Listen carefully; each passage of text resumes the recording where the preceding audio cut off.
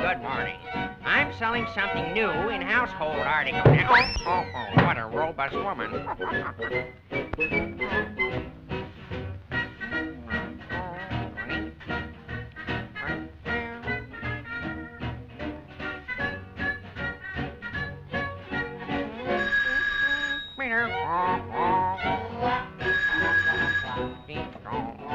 Is anybody home?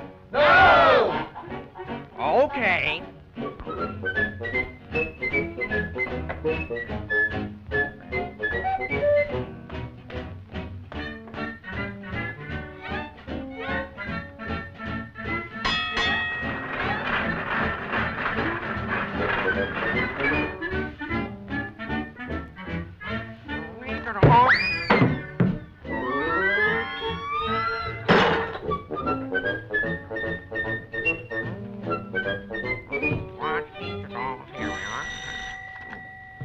Good morning.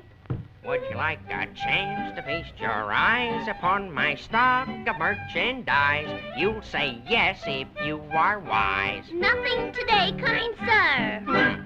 Woolen hammers, rubber nails, and nice embroidered dinner pails.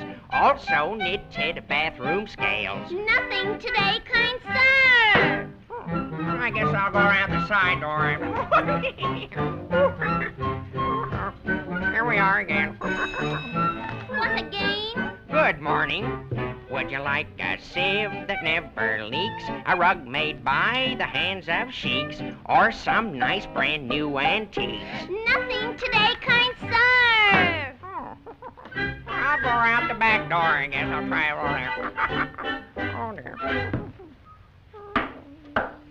Who's there? Ice, ice, ice. Ice a truckin'. Ice a truckin'. Oh, all right. Come on in. Oh, thank you. I suppose you fellas have to have your way. Oh, yes. Now, I'd like to show you a new line of goods I'm selling here. Really? Yes. The automatic cheese trap. Watch it catch the mice, you know.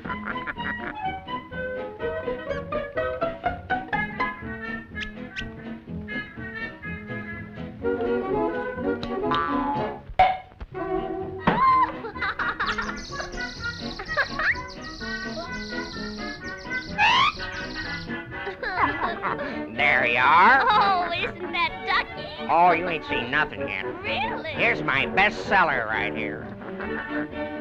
Now, I'll put it right up there. You got anything with spots on it? Well, you will have here. There, Oh, don't get excited. Everything's under control. There you are. Watch this now. Completely and wholly removed. So I noticed. Now, here's a little gadget that you can't afford to be without, I'll demonstrate by pouring a little clothes in here. You go over here and get a sprinkle of clothespin. Get it in. And a jigger of clothesline. Now watch. This rocket is a new racket. It not only cleans the clothes, but dries them at the same time. It goes around and around and shoots out there. Now, last but not least is this super heterodyne vacuum. Ta-da! Oh, no. I expect to clean up on this. Oh, yeah. I'll demonstrate it to you.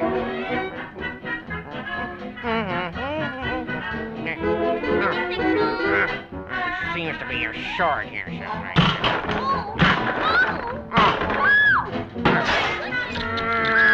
There, that's better.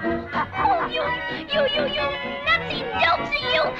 But we're trying to break up my house! Oh, you'll thank me for this, lady. Now I'll show you how it removes dust from pictures. Also cleans the curtains. Put those curtains back! All right, don't get excited. Who's excited? Right, man.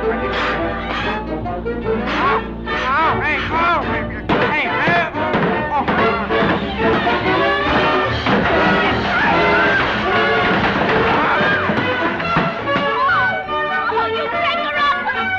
Nothing today, kind sir!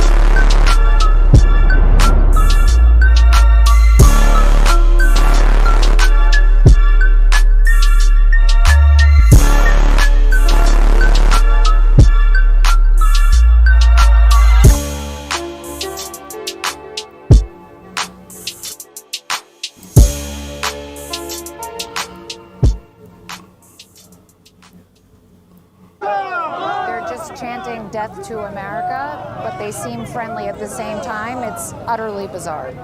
At the president. So would you believe in the democratic vote, though? So would people be allowed to vote in women politicians? It's such a fine line between stupid and clever. Yeah, it's just clever. Yeah, asking the Taliban if they're going to include women in the in women's rights and all that shit. Yeah, they're laughing at us, and they should. It's all right, prostate. It's Friday night. You know what that means. It's time for the CREEM stream, and it's a high estrogen level tonight with the CREEM team. We've got some killer adjuncts that are joining us tonight. Got some guys that can't make it, Stone Monkey and Roasted. Roasted still having problems with his connection. Stone Monkey has got to work tomorrow because he's a working stiff and a good guy. So, oh yeah, yeah, and so we've got in the studio tonight, as you saw earlier, special guest Sora Luna. Hello. And of course, Miss Kessa. I did Miss Kessa 2 weeks ago. It'll be 2 weeks ago Sunday.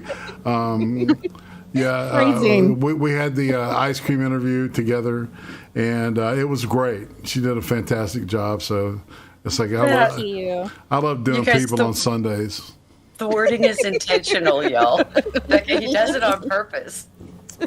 It works. Yeah, we all caught that. Yeah, I love it. Well, at least I'm not keeping like notches in anything. Maybe. Maybe. Maybe. Yeah, no, totally not. Really. Oh, say hi to some people in the chat. Y'all go. Say hey. Oh, hi. Hi. It's the chat. Let's see, we got a really great crowd tonight, actually. Everybody's kind of already here. That's Philip. And of course, Mr. Brad Young, who's always here, man. He's a great watcher and always in the chat, and I really enjoy his commentary.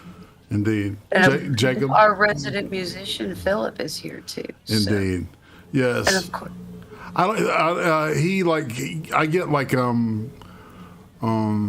what word am I looking for? Like personal hearings of his works when they come out. That's kind of awesome. It is awesome, man. So it's like he's really on this cool atmospheric thing going on, and I love it. I like his music. It's good. It's good stuff.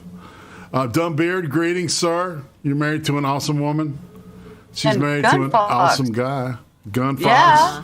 Gunny one. Gunfox, man. The ever-present, always reading Gunfox. Hello, good. We got the Nacho. Yes, Nacho. Dude, everybody's here tonight. Man Squatch. Fucking You Ridiculous Lunatic. Oh my gosh. Everybody's here. Awesome. And JJ, the amazing JJ. And the Doku. And I'm scrolling too fast and not reading. Madness. There you are, darling. I knew I saw you.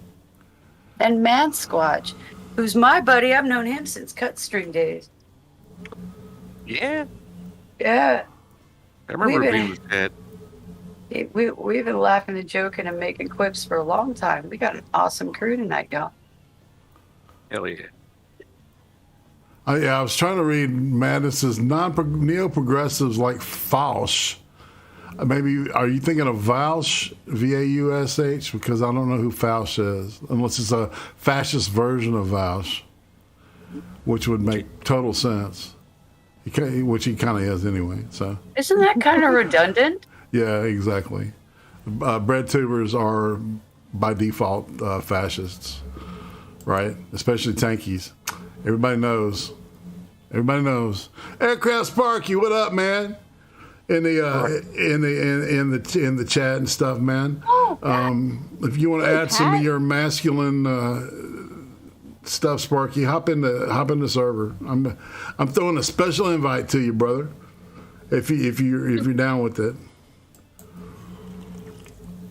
because we're going to be talking about some stuff that this has been a crazy week. It's been a shitty week. It's been an odd week.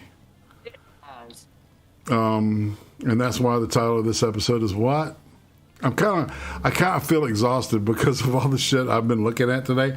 And it's like, okay, it is what it is. And so I'm trying to get some humor out of it, make some people laugh, because you know what? It's all a joke. It's all just really bad joke. It really is. It is. We are in the clown world. And that dude with those crappy ass dreads standing behind that weird chick in that meme needs to be slapped and have his head shaved, because that was a disgrace. Those were dirty and the wrong fuck. They were green, motherfucker. That was disgusting. Oh, speaking of dreads, I got a based Viking we're gonna watch in a little bit too. Fuck yeah. That sounds awesome. Yeah, the dude is cool. But before that, you know how we do this show, and you know how things go on this show, because when we move to this room, get your t-shirts now, okay? Demon Tranny, we are all t-shirts. Yes, right. There's only one thing that makes Demon Tranny go away, and you know what that is, moolah. So we'll let her hang, until the green can make her go away. And also, all right, so if none of y'all knew, I was like, I'm not doing Streamlabs anymore because of a lengthy fucking story. I'm doing Stream Elements, PayPal.me, BuyMeACoffee.com, and then I've got some T-shirts at TeePublic. So it's like, that's where we're at. So if you want something, grab it. It's good, and I appreciate everybody that donates to me and everything, man. It's been a crazy couple months, and yeah. And like I was, I'm going to save stuff for 2 minutes. I've got some 2 minutes I hate of my own tonight, which I usually don't do, right? Yeah. Right. So what we'll do is we'll check in with everybody first, and see how everybody's going alphabetically, as we always do. A is for Tim of the Hun. How you doing tonight? I'm actually pretty good. This is like one of the first times that I've been to a doctor more than twice, and I'm actually hopeful that some shit's gonna get better, because it's a chiropractor, and chiropractors actually pay attention to what your body's supposed to do as opposed to what it's actually doing. Mm-hmm. So I'm finally getting to everything still hurts like hell, but it hurts like hell because it feels like it's going back to where it belongs. And it's got a couple months still on it. Apparently I tore the cartilage around my collarbone. Oh. So that's going to take a bit to heal now that she finally got it back in place. So, but yeah, fucking hope is on the horizon. And yeah, looks like maybe a little less pain, and that'll be better. And it's kind of lifted my spirits a little bit, even if I'm really fucking pissed off at my government right now. I hear you. It's like it's really weird. My collarbone doesn't sit right after I had my open heart surgery. It's kind of out of. It's all it's nothing I can do about it. So it is what it is. All right, B is for Becca Fairley. Fairley. Hi. What are you doing? I got my truck back today. All right. Finally. So, yeah, I called them this morning and was like, hey, it's Friday. And they were like, we got it down at the car wash. You'll have it back in a couple hours. So I went and picked it up today. It looks so pretty. No more ugly fender damage. And I'm happy with it. Go ram somebody else. Nice. Hey, just don't cut me off, because my brakes may or may not work. It's Road Rage Becca. You know what I'm saying? It's like everybody knows what I'm saying on that. Hit the gas. Yeah, that's right. Anyone who's watched my road trip streams understand what you mean. Sora was there for a lot of it. Yep. It was great. So no, it's a good day. It's going to be a great weekend. I hear you. Fuck yeah. See us for she gone? Hey. Yeah, so I've been at the doctor's 6 hours this week. Wow. Including some driving. And I worked extra to make up for it. So I'm so happy it's Friday and I can just relax now. Yeah. Good. But I feel pretty accomplished at work too, so that's always good. All right, nobody tips $2. Thank you. Says Thank Becca, you. read me a bedtime story. I can't sleep. Aww. Hit me up after the show, nobody. Oh my God. I'll read you a story. Yeah, we know what kind of story to. Just saying. Good one. Yeah. A good one that will make you snore. No snakes. No snakes. No snake. Say no to the nope ropes. I know who was a snake. Onisia. Oh no, he was a banana. No, that was TJ Kirk's friend. The banana? Yeah, man. Yeah, I think TJ Kirk's beehole too. that's why I was saying his friend. Oh. Some of the coolest animals get the worst slang, negative connotation, like snake, rat. I love these animals. Right? They need a better PR team. Someone slap King off. So the cleansing flames of God, Yahweh, the one true God, cleanses and destroys demon tranny. Now we're in the we're in the hall. Thank you, and once again, nobody. Thank you for the tip. I appreciate that. Every little bit counts, as they said.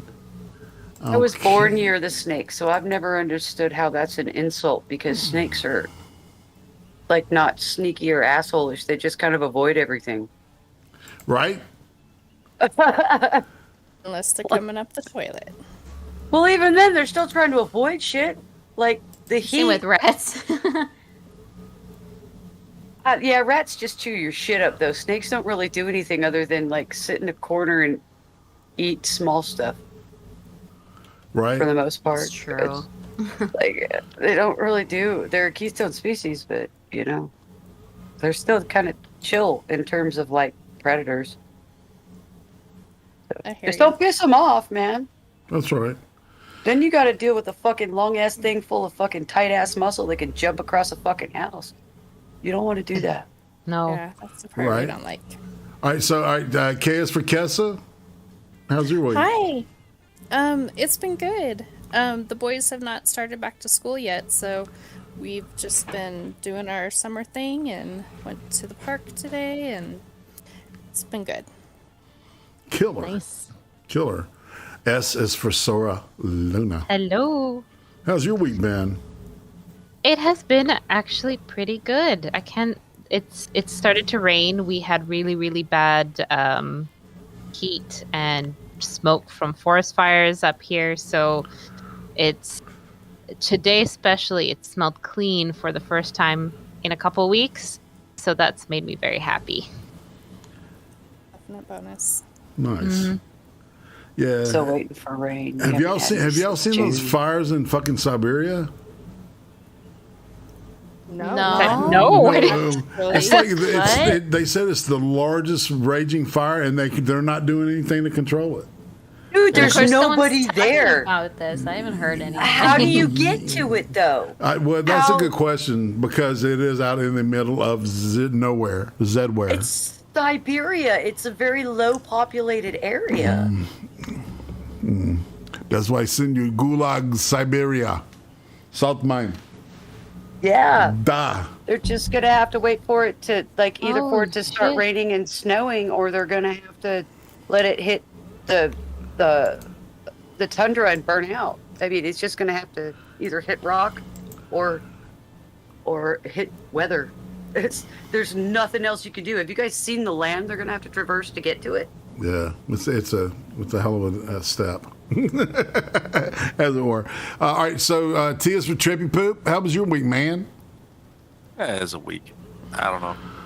I'm just in one of them shitty moods today. Like, it's nothing particular for me in a bad mood, but it's like I've been stuck feeling like this all fucking day, and I hate it. I feel you. Everybody. I've been thinking about my dad a lot lately. So, yeah, feeling his loss this week. Yeah. It's this football season starting, man, and I don't know if two-a-days have started yet. You know, he would always give me the breakdown on what's going on, you know, practice and stuff, and what's been, you know. So anyway, that is what it is too. I love him, I miss him, but I'm going to be in his house, so.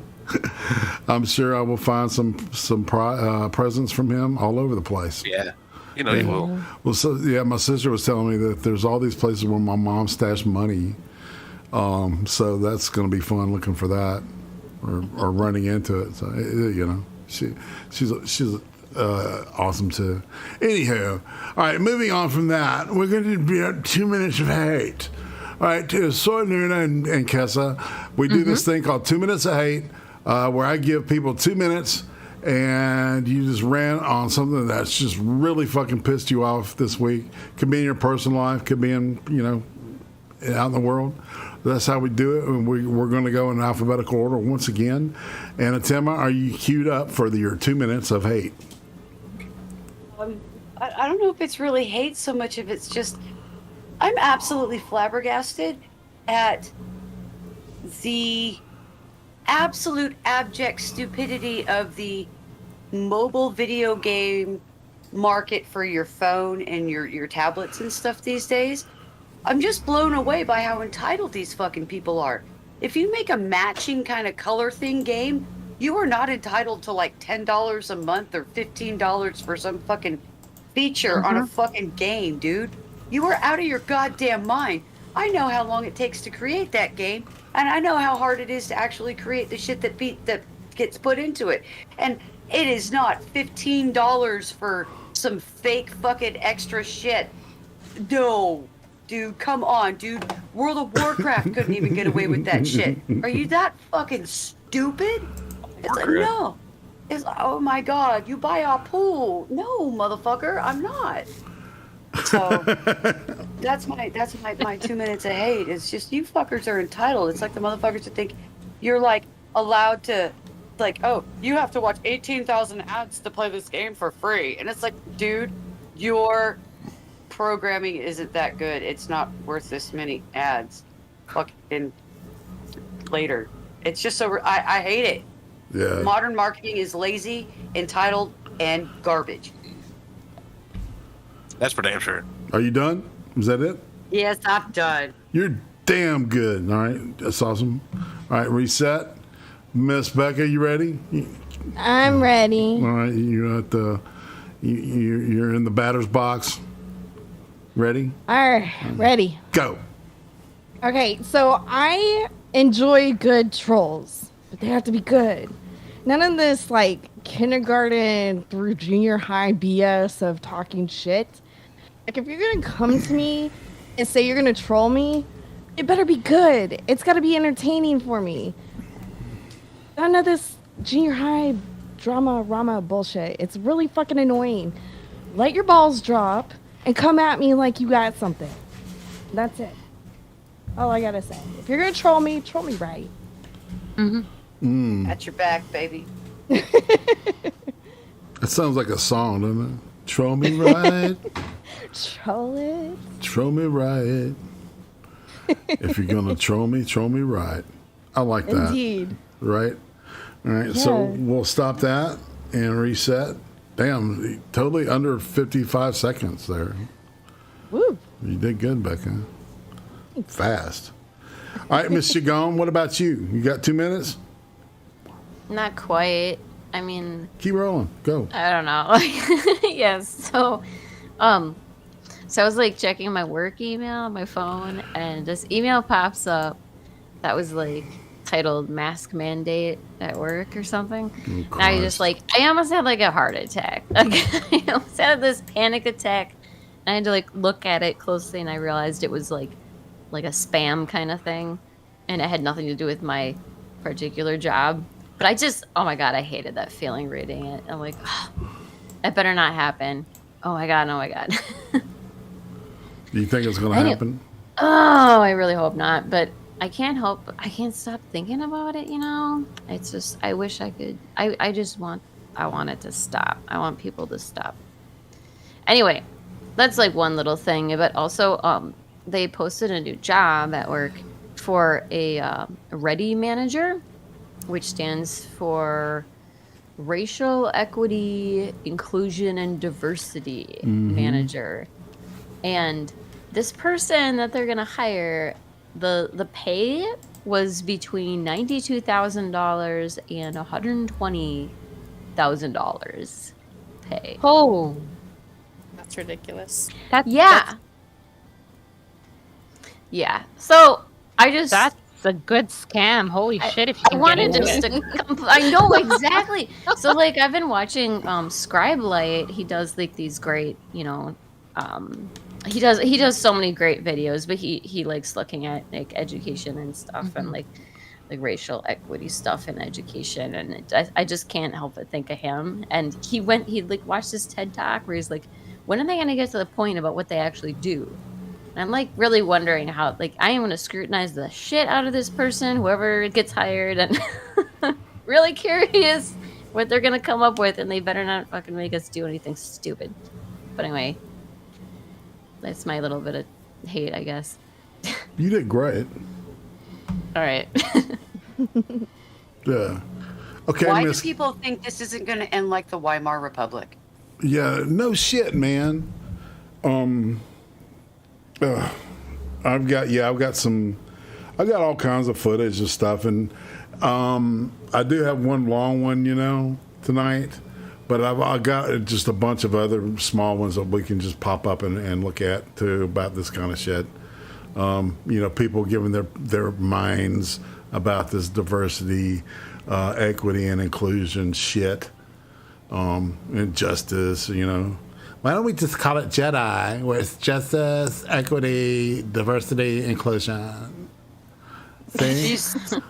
Fuck me running what? Just call it Jedi. Okay, you do realize that it turned out that the Jedis were the baddies in that fucking series, right? They were not the good guys. Really?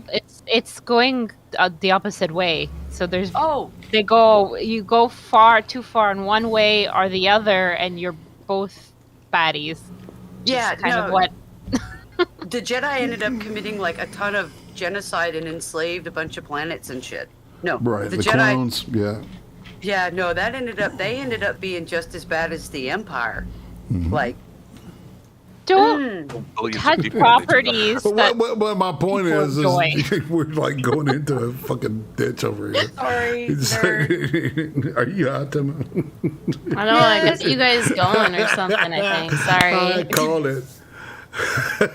You know what? I'm gonna mute my mic and I'm gonna go smoke some more pot so I shut the fuck up. Man. Dude. You know I'm poking at you, buddy.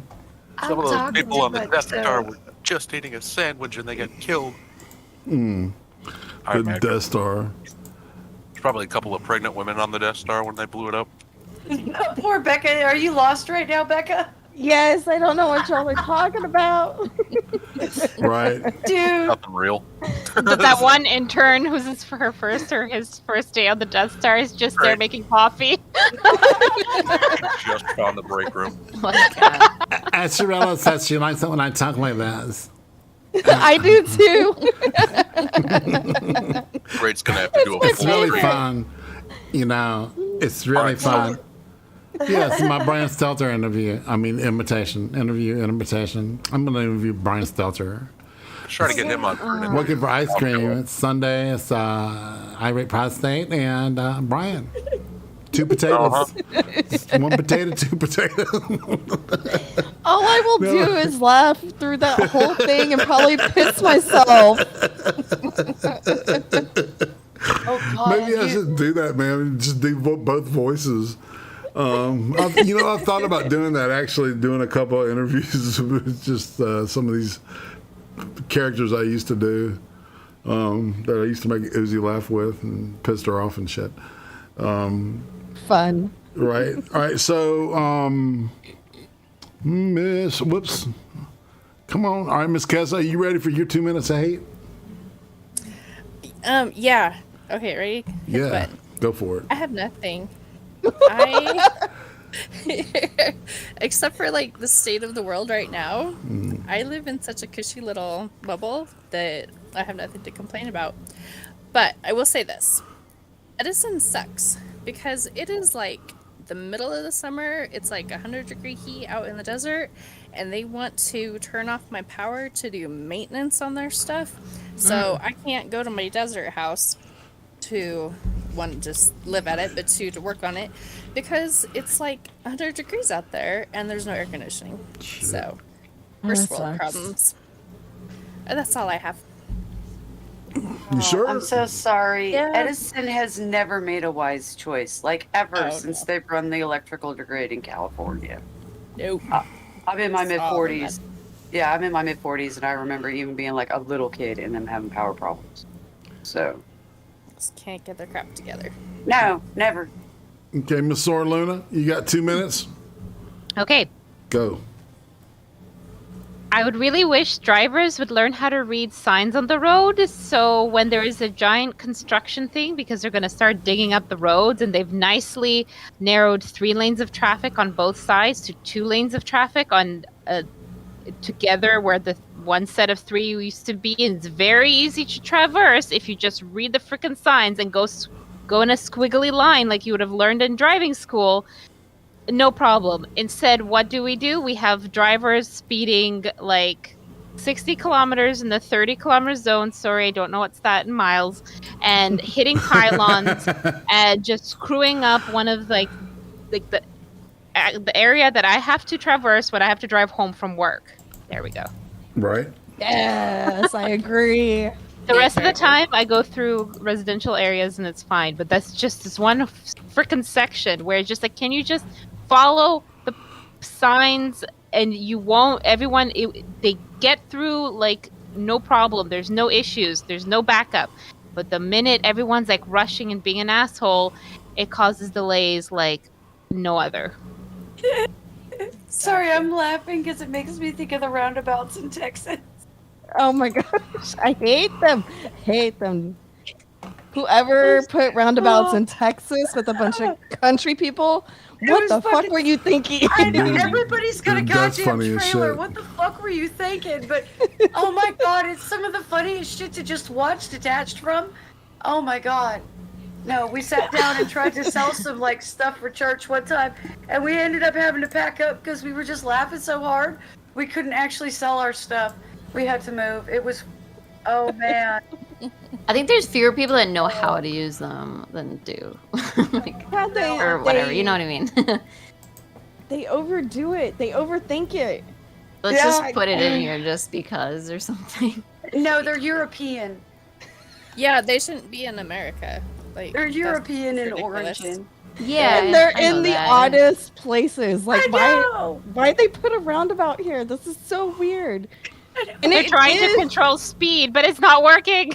Yeah, because it is like out in the boondocks. There's like a school zone somewhere close by, and it's like That's crazy. It causes more problems than anything else.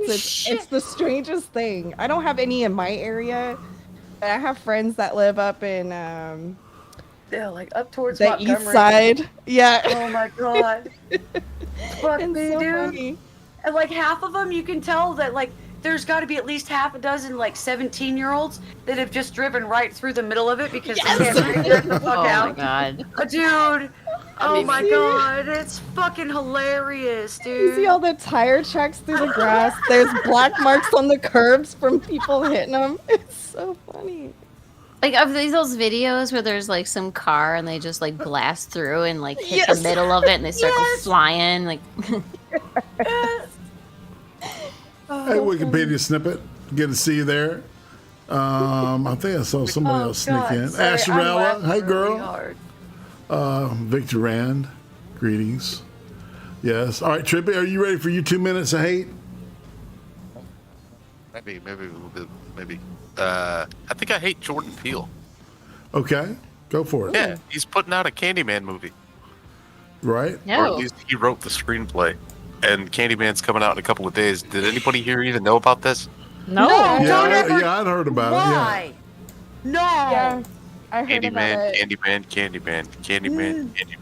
I did it. I just hope they make it to where it's either just as good as the original or just slightly better than the original. I hope they don't There's screw going it to up. be a lot of racism. So, a lot of like- mentions of racist. All right, so my deal with Clive Burr, that's the drummer for fucking Iron Maiden. Clive Barker, the writer. My big problem with him is that a lot of times his written stories lose something in their translation when they try to make movies out of them, right? Candyman was one of those that I think he scripted as a script, specifically because he wanted to tell that story. But I mean, so Peele's like maybe doing an adaptation. Then that's what it sounds like to me. He wrote the screenplay. I don't think he's like directing it or anything. Yeah, well, I mean, he's been doing horror, and he's been pretty successful at it, in my opinion. I didn't like. I can't say I didn't like the other two movies. I haven't seen them. Oh, dude, Get Out, and Us are really both two really good movies, man. Deep, I mean, if you want to go deep with the whole, racial aspect of it, you can, but it's good storytelling too. I haven't seen that movie, and I know I have to. Well, it's like good art always like shows you both sides and lets you decide, right? Good art trusts you. Good art trusts you to make a good decision, to make a logical decision out of what they're presenting to you, right? All right. Yeah. Right. Well, I mean, I know there was a lot of aspects of like the original Candyman and like the people killed him because he was a black dude that was with a white woman, and it's like, yeah, okay, but that was the second movie. That wasn't the first movie. It really wasn't, right? I was little, but that was part of the lore, though. I was gonna say, Yeah. Yeah.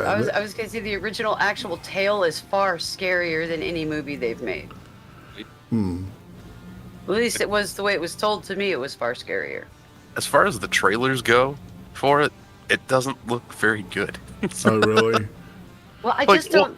Because it's no. It's like a black dude at a party, and his friends tell him about the Candyman myth, and he's like, "Oh yeah, well, Candyman, Candyman, Candyman, Candyman," and they're like, "Don't say it again." And he's like, "Candyman," and then it just like the trailer shows him in an elevator, and some blood drips on him, and then like I don't know, it almost looks like he's supposed to become the next Candyman or something. I don't know. It might be like a passing of the torch type of movie. It looks like there's like a lot of the same actors in it or something though. Tony Todd, Virginia Madsen. Virginia Madsen's in this Yeah. one. Yeah. Like, Oh wow. Oh, maybe he will carry on the actual story, because the Candyman is supposed to be a slave. Like, Yeah. Right. Doesn't he get like tortured and He killed was an for artist. his relationship? Yeah. I believe he was an artist, and they cut off his drawing hand. Yeah, and then they Okay, set I him need on to fire and watch shit. this movie. I think they set him on fire. There's a pair right. of them. They're fascinating movies. They're pretty cool. I just don't want to see it get all fucking rewritten for Project 1619 or some shit. I That'll piss me recommend, off. yeah, no shit. I recommend if you're into reading good horror, the Books of Blood is a short story collection, which has got the Hellbound Heart, which is the story that Hellraiser comes from. Yeah. And if you read it, you'll realize that really Hellraiser 2 is more like the story, and Hellraiser 2 is a better movie than Hellraiser 1. Fight me. Hellraiser 2, is that the one with the girl? Yes. In the institution, the little blonde girl who opens up the puzzle box? Yes. Yeah. It's really good. I can't. Hellbound. I disagree. I can't disagree. You I like can't the one disagree. in the future where they're in space. Yeah, that's a weird man. They went off like in this weird film noir territory, and they did Jason in space, man. Oh, dude, some of the shit, the ones they made. Jason X is excellent. Yeah, the latest. It's a great movie, man. It's great. Ryan It's Walters fun. made me watch that one because I refused to watch it because it took place in space, and I don't do the space movies. And Trippy was with us, and we just made fun of it throughout the entire movie. Well, It was that's a good kind of night. the fun part of it, man. It's fun to Yeah. watch because you can fucking rip on it, you know? Yeah, I love that shit. I love having fun. It's 9 or 10 Hellraisers now. Yeah. It's either 9 or 10. And two of them were, or not two of them. Well, like there was, four all of them right, so there was this really weird, like, I mean, goddamn, the lowest budget ripoff of the first movie I'd ever seen. And it was supposedly a reboot, and it was all shot in HD, video camera. So it looked video. It didn't look like a film. It looked horrible. I think it was one of those instances where they were losing rights to the property, Yeah, so they and made they a new one. either made something else, Yeah. and instead of actually putting, respect into it, they just we just need to keep hold of copyright, and you got that. Fantastic. Right. Yep, exactly. All right, well, it's my turn to do 2 minutes of hate. And I can go in so many different directions today. It's like, okay, I hate this timeline we're in. I hate this fucking this divergence that we've had. We finally slid into something I'm calling dystopic. Just me personally, just a thing. I do want to complain about the fucking lawyer that was supposed to get some paperwork to my sister, and evidently he's off, like, I don't know, God knows doing what, but he's not doing lawyer shit. Let's see. The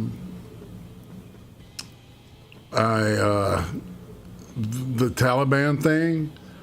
It's like, I don't know, man. If you're a vet, I fucking apologize for this shit because it is disgraceful. There's so many fucking lives and limbs and God knows, I mean, just all kinds of just, pain because of that shit. And we cut and run. And part of me thinks that's kind of an intentional thing. I think it's because of September 11th coming up. No, I don't think so. I think it's to go back in. I think it's to do the opposite of moving out. Right. Exactly. Yeah. It's like pull out all the troops, get them out before September 11th, and then after September 11th is gone, the date's over with, then start making plans to get your ass back in there by next year's September 11th. No. Well, yeah, because Biden ahead. pulled out 2,800 troops. He's now sent back 6,000. 8,000. Is it 8,000 now? Yeah. Holy hell. Yeah. Yeah, we were talking about this the other night.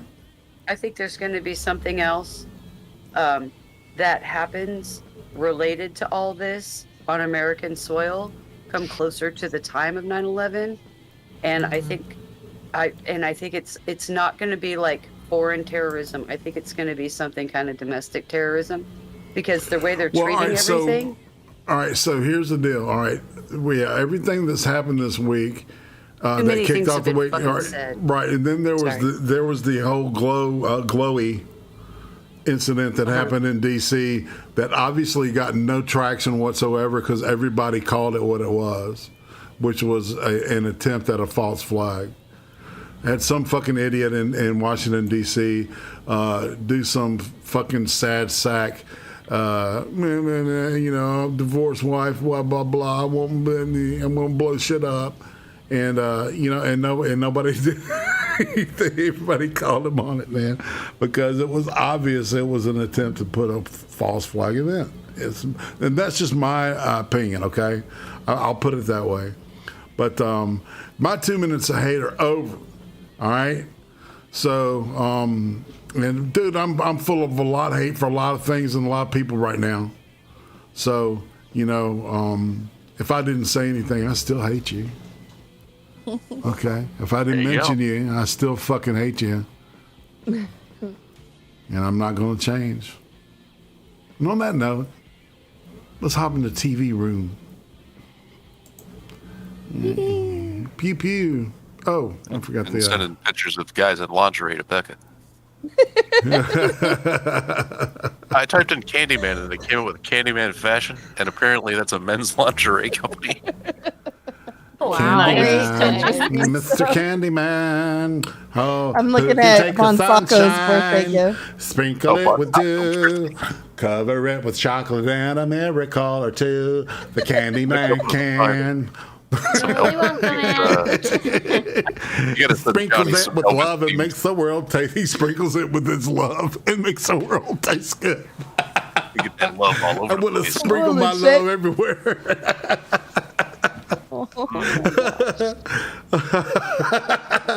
She's like looking at me like how like a dog has a cocks her head sometimes, like what the fuck? What? Yeah. Oh lordy, took a sip of some caffeine over here, and on that note, let's go ahead and play. We're gonna play this guy. Note the droid response that the news guy gets. Does the U.S. military consider the Taliban an enemy? We're our focus right now. You need to share your the thing we're working against right now. Thank you so much. Well, I'm glad I put Yeah, I had a short one on there. I totally boomered that shit again. So, all right. Well, I have to do one every show. You got a lot of stuff going on. Yeah, I do. All right. Let's try it again. Does the U.S. military consider the Taliban an enemy? We're our focus right now. The thing we're working against right now is time and space, and we want to get as many people out of Kabul as we can in as little amount of time as we can. There are no hostile interactions right now between American forces and the Taliban, and we want to keep it that way. Okay, and we hope it does stay that way. We appreciate you coming on. I'm not going to answer your question, even though you want me to answer your question. I said I answered your question, but you didn't answer the question, did you? Real quick, Kessa, you can hit live by iRate's name, and you can see what we're watching. Thank you so much. I was going to say... You're welcome. I'm sorry. I just dawned on me. I was like, oh yeah, Kessa doesn't do this. Right? I said that's all on me, y'all. Sorry about that. No, we were having a good conversation. So. Yeah, we were. Okay, watch. All right. Stream. Y'all ready? All right. Yep. So, all right, we're gonna go to the next. We're gonna go to the long reel here, and you tell me. All right. Biden put us in this position. He should have gotten the civilians out first. Then he should have taken the military equipment. We have billions of dollars of brand new, beautiful equipment. Take the equipment out, and then take the soldiers out. And frankly, I said, take the soldiers out, but before you leave, blow up all the forts, because we built these forts that are being now used by the enemy. A distinction, Barb, between extracting someone in an in extremis condition or circumstance versus going out and collecting up large numbers of American citizens. Do you have the capability to go out and collect Americans? We don't have the capability to go out and collect up large numbers of people, Barb. Wow, he's really on that shit. But equity training is all lined up for the Navy for the next 12 years. Space Force. You know what I'm saying? Yeah. The Taliban is clearly on the march. Your objective is to have a negotiated political settlement. What gives you confidence that the Taliban is interested in that?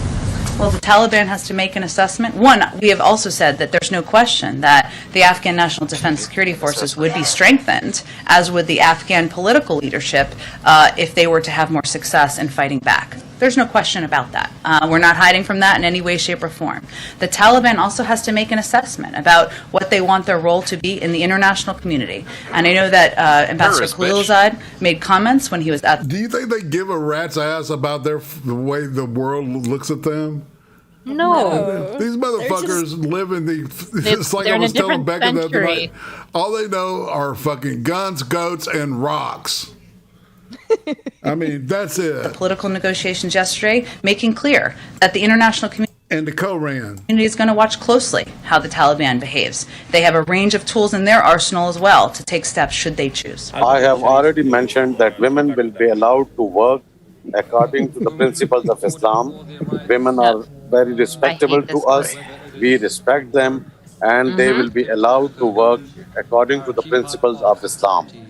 See his nose curl when he said respect. We are guaranteeing all their rights within the limits of Islam. Thank you, Mr. President. Within the limits Two of questions for Islam, you. The military has secured the airport, as you Yeah. mentioned, No, but right. will you sign off on... That's by Sharia law. Right. That's what I meant, Sharia law, not Which, Quran. yeah, which means you can kill. If your wife cheats on you, you can kill her, and it's legal. I mean, just honor killings, right? Yeah, exactly. It's honorable. Bless you. Fly outside, so all right. Sending U.S. troops into Kabul to evacuate Americans who haven't been able to get to the airport safely. We have no indication that they haven't been able to get in Kabul through the airport. We've made an agreement with the Taliban thus far. They've allowed them to go through. It's in their interest for them to go through. So we know of no circumstance where American citizens are carrying an American passport are trying to get through to the airport. But we will do whatever needs to be done to see to it they get to the airport. One final thing. How many more Americans left in Afghanistan? This was raised in Pentagon, and they referred them to the States. Well, we have been consistent in explaining that in every country, Americans register with the embassy. So it's a voluntary thing. Surely, but you understand this is a question that also defines the length of this It mission. does. It does. And the president has been very clear that we are going to do as much as we can for as long as we can, and our first priority is the safe repatriation of the American people. So what we did overnight was to send a message to all American citizens who had expressed an interest in repatriation. We have already repatriated many Americans. Just today there are 6,000 more people, many of whom are American at U.S. citizens at the airport compound, and I would expect in the coming days. Are those 6,000 1,000 people, you said they've been processed. Are they clear to continue on once they land in Qatar, or did they have to be held in that facility? So these are different categories of individuals. The United Nations is extending an olive branch to an imagined newer, woker, female-friendly Taliban. Mr. President, now is the time to stand as one. The international community must be united and utilize all available instruments to ensure the following. First, we must speak with one voice to uphold human rights in Afghanistan. Female-friendly Taliban. Well, no, this is all right. So this is really fortuitous that we have a mostly women panel here tonight, right? Yeah, check this shit out, y'all, man. This is all right. So this is from Taliban Ladies Night.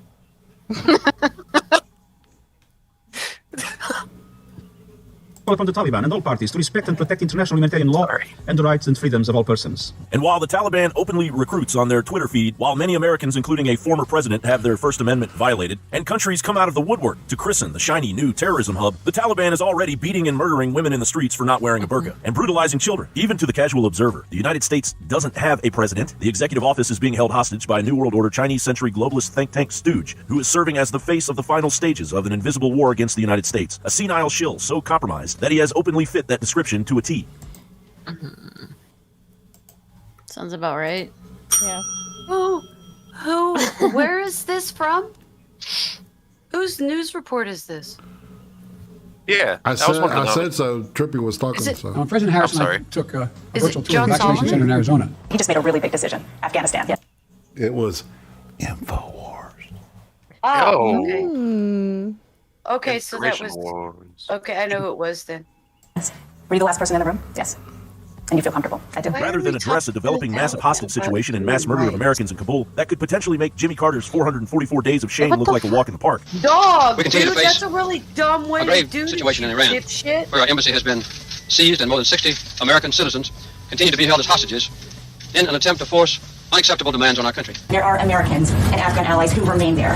Will U.S. troops stay until everyone is out, or will they leave? So I'm not going to comment on hypotheticals. What I'm going to do is stay focused on the task at hand, which is getting as many people out as rapidly as possible, and we will take that day by day. In a speech that mainly sounded like it occurred months before the Taliban blitzkrieged the billion-dollar Afghanistan army, Biden nonsensically blamed everyone but himself and then claimed that the buck stops with him.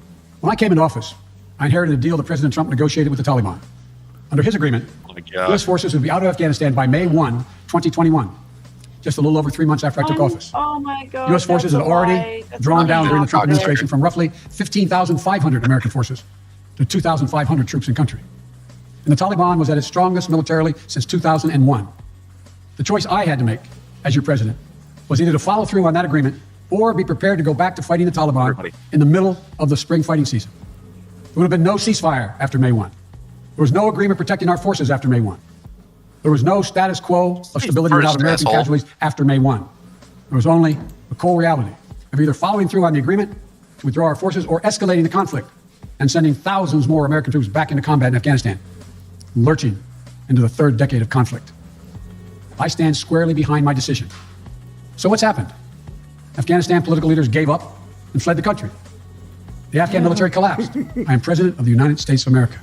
And the buck stops with me. Either the buck stops with you or it doesn't. This consequential speech by the American president didn't run from it. He owned it. He owned his decision. It's He like owned he the has fact to that remind he himself that he's still president. Yeah. Well, He's I am really president trying- of the stream I'm currently having. Yeah, he's really trying to sell it hard that it was his choice. We all know he's not making the calls here. We He's all trying to know sell it. it that it was his choice so that he remains to be whoever's fucking fall guy. Well, he will first be the goes like, fall guy. "It's not my fault. I think didn't that do kid, it." And then you notice that really young dude that's been doing all these briefings from the State Department and shit. He's the one that's going to fall on the sword. You watch. They'll boot him. Well, I think Biden's going to take all this and say it was my choice, my choice, my choice, and make it easier for them to get rid of him so Harris can step up. Biden already told us during his campaign that he will happily step to the side if and when needed. So that's why he's like, this is all my decision, because I think he's trying to prevent blowback onto the rest of the administration, especially on Harris. Well, it makes sense. No, yeah, exactly. It makes sense because all the mainstream media that got him elected are like starting to turn on him and stuff. Yes. And I'm thinking, oh, okay, so when he's gone, they'll turn back and get sycophantic on Harris, and she's going to be worse. We have 16 more months. She hasn't shown up. Right, she hasn't shown up to jack shit. I don't know where the fuck she is. She was at the press conference today. Okay. She was standing behind him today. I didn't see the other ones, but she was there today, and she kept quiet. Yeah, well, she said she was the last person in the room and was comfortable with the decision. Yeah, I don't know. We have 16 more months until I think that they're going to hold out, so that way she can do the rest of his term and then 2 terms for her. Yeah. So I think that's why he's demanding that we all believe he's the only one making these choices. And I think it's trying to keep Kamala clean.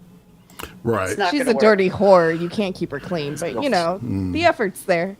She already fucked up the southern border, dude. Fuck it.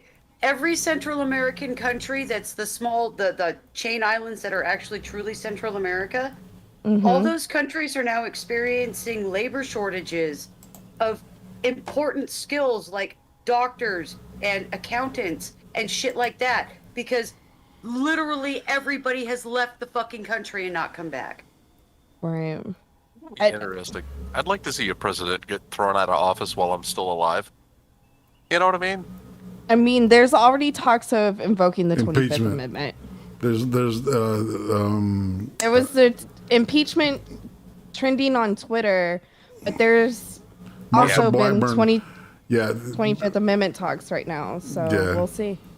You or it doesn't. It can't be both. This consequential speech by the American president didn't run from it. He owned it. He owned his decision. He owned the fact that, as he put it, No, the buck stops with him. I hope he gets 100 deaths too. I feel like I watched a different speech than the rest of you guys. I was appalled. There was such a profound, bold-faced lie in that speech. The idea that we plan for every contingency. I have been personally trying to tell this administration since it took office. I've been trying to tell our government for years that this was coming. We sent them plan after plan on how to evacuate these people. Nobody listened to us. They didn't plan for the evacuation of our Afghan wartime allies. They're trying to conduct it now at the 11th hour. A corrupt president that fails to assure the nation he supposedly leads with cogent information regarding the spiraling chaos of the greatest failure in U.S. foreign policy history on his watch isn't excusable. Biden is extremely dangerous. But Joe Biden made the decision to withdraw our troops, and he did so while overriding the judgment of his military commanders about how to do so. He chose the politically symbolic date of September 11th that is tactically very dangerous because it's right in the middle of the fighting season. Biden was told all this. The intelligence officials, I was speaking to a former general over the weekend who actually was advising Mark Milley. They were telling this to Biden, and he wasn't listening. So I'm sorry, I put this right at the feet of President Biden based on the people I advised, the people I spoke to who gave him the best possible advice on this issue. Immediately under UN Agenda 2030 directives, Biden's vacationing administration focused the State Department on the relocation of thousands of Afghan refugees into the United States, while deserting thousands of Americans trapped behind enemy lines, as if that had been the plan all along. This is absolutely an all-hands-on-deck effort to ensure the safety of our personnel and citizens, rally our allies and partners, and organize the evacuation of thousands and thousands of Afghans. Biden, who has been a staunch supporter of gun control when it comes to the tyrannically branded domestic terrorists inhabiting his country, managed to arm the Taliban with billions of taxpayer-funded American weapons, while the Taliban used these new weapons to, as Reuters pointed out, to quickly set about collecting weapons from civilians because people no longer need them for personal protection. Afghanistan, replete with rare earth metals estimated to be worth up to at least $3 trillion, will now grow into an arm of the Chinese Belt and Road Initiative and an Iranian proxy terror army as Europe and the United States are invaded in a gradual hot war. His first interview since the U.S. troop withdrawal from Afghanistan. And George, we know you pressed the president on the aftermath of that withdrawal, those frantic scenes at the Kabul airport. All right, so these next two things are very, very interesting because there's a little small thing about the coup in between Tucker Carlson's, but he gets into this interview right here.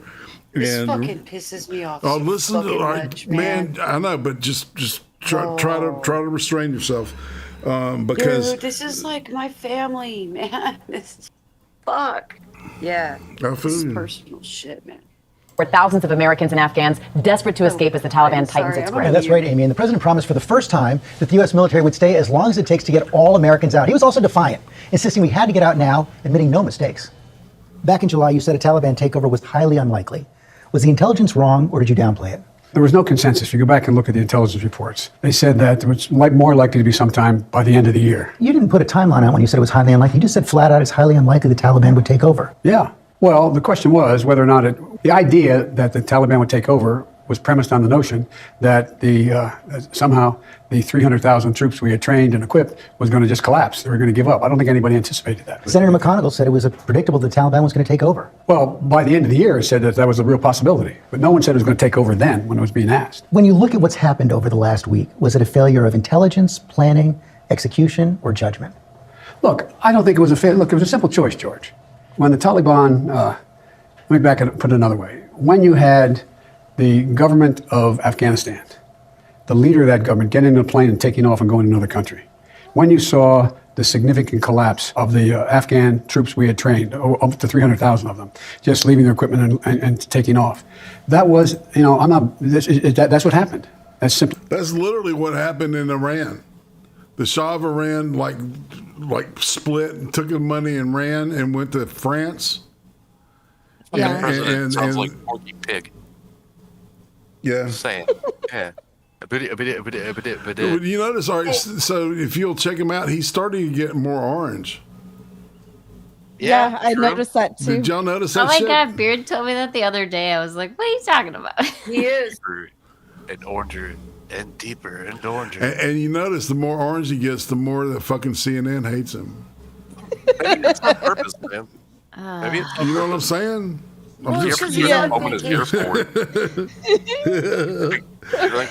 orange disease. All right, so let's finish this interview and then listen to what Tucker says about this shit. This is great. What happened? So the question was, in the beginning, the threshold question was, do we commit to leave within the time frame was set? We extended it to September 1st. Or do we put significantly more troops in? I hear people say, well, you had 2,500 folks in there and nothing was happening. You know, there wasn't any war. But guess what? The fact was that the reason it wasn't happening is the last president negotiated a year earlier that he'd be out by May 1st and that in return there'd be no attack on American forces. That's what was done. That's why nothing was happening. But the idea, if I had said, I had a simple choice. If I had said, we're going to stay, then we better be prepared to put a whole hell of a lot more troops in. But your top military advisors warned against withdrawing on this timeline. They wanted you to keep about 2,500 troops. No, they didn't. It was split. That wasn't true. That wasn't true. They didn't tell you that they wanted troops to stay? That's a bold-faced lie. No, not in terms of whether we were going to get out in a time frame, all troops. Oh. They didn't argue against that. Yeah. So no one told, your military advisors did not tell you, no, we should just keep 2,500 troops. It's been a stable situation for the last several years. We can do that. We can continue to do that. No one said that to me. He's asking him that because he knows the answer. Maybe I can recall. Look, George, the reason why it's been stable for a year is because the last president said, we're leaving. And here's the deal I want to make with you, Taliban. We're agreeing to leave if you agree not to attack us between now and the time we leave on May the 1st. Less than 2 months after I was elected to office, I was sworn in, all of a sudden, I have a May 1 deadline. I got one of two choices. Do I say we're staying? And do you think we would not have to put a hell of a lot more troops? We had tens of thousands of troops there before. Tens of thousands. Do you think we would have just said no problem? Don't worry about it. We're not going to attack anybody. We're okay. In the meantime, the Taliban was taking territory all throughout the country in the north and down in the south in the Pashtun area. So would you have withdrawn troops like this even if President Trump had not made that deal with the Taliban?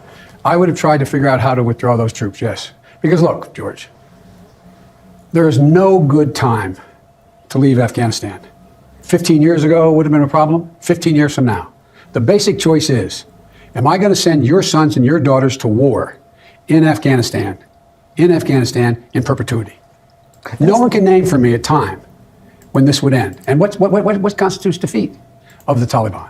What constitutes defeat? Would we have left then? Let's say they surrender like before. Okay. Do we leave then? Do you think anybody, the same people who think we should stay, would have said, no, good time to go? Dude, he has been on the wrong side of every fucking major foreign policy decision. I know his track record is worse than Carter's. I know, man. And this may be a defining moment. He may go down as the Carter of the 21st I think century. he's going to go down as worse than Taft, quite honestly. Maybe, yeah. He spent over $1 trillion, George. 20 years. There was no good time to leave. But if there's no good time, if you know you're going to have to leave eventually, why not have everything in place to make sure Americans to get out, to make sure our Afghan allies get out, so we don't have these psychotic scenes in Kabul? Number one, as you know, the intelligence community did not say back in June or July that, in fact, this was going to collapse like it did. number one. They thought the Taliban would take over, but not this quickly. But not this quickly, not even close. We had already issued several thousand passports to the SIVs, the people, the translators, when I came into office before we had negotiated getting out at the end of August. Secondly, we're in a position where what we did was we took precautions. That's why I authorized that there be 6,000 American troops to flow in to accommodate this exit, number one. And number two, provided all that aircraft in the Gulf to get people out. We pre-positioned all that, anticipated that. Now, granted, it took 2 days to take control of the airport. We have control of the airport now. Still a lot of pandemonium outside the airport. Well, there is, but look, but no one's being killed right now. God forgive me if I'm wrong about that, but no one's being killed right now. We got 1,000, some like 1,200 out yesterday, a couple thousand a day, and it's increasing. We're going to get those people out. But we've all seen the pictures. We've seen those hundreds of people packed into a C-17. We've seen Afghans falling. That was 4 days ago, 5 days ago. What did you think when you first saw those pictures? What I thought was we have to gain control of this. We have to move this more quickly. We have to move in a way in which we can take control of that airport. And we did. But you don't think this could have been handled, this actually could have been handled better in any way? No mistakes? No, I don't think it could have been handled in a way that we're going to go back in hindsight and look, but the idea that somehow there's a way to have gotten out without chaos ensuing, I don't know how that happens. I don't know how that happened. So for you, that was always priced into the decision? Yes. Now, exactly what happened is not priced in, but I knew that they're going to have an enormous...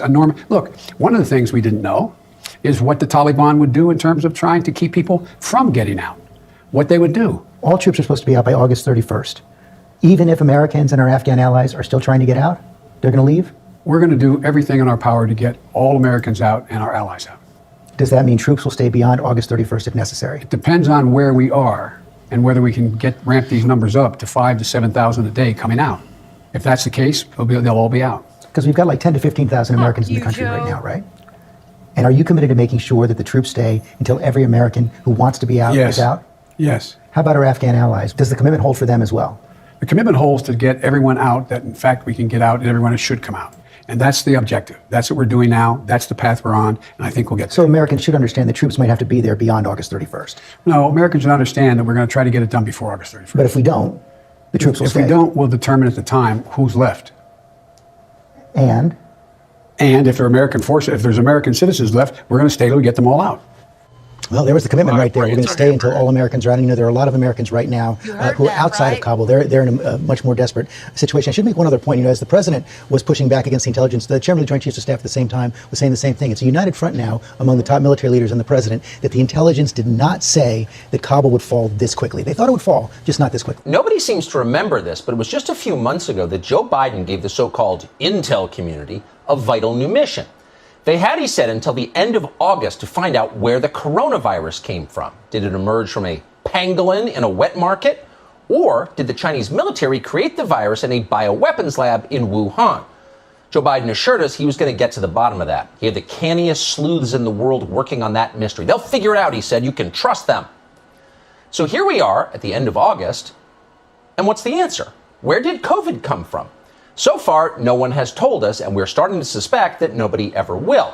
It's not like the media are planning to push that issue. Vladimir Putin's not from China. They don't care. The coronavirus investigation? What coronavirus investigation? Like Joe Biden himself, they have no memory of anything that happened 3 months ago. And come to think of it, maybe that was the whole point of the exercise. You announce a fake inquiry into something you have absolutely no interest in learning more about, and then you bet on the fact that everyone will forget that inquiry exists. It's pretty tricky.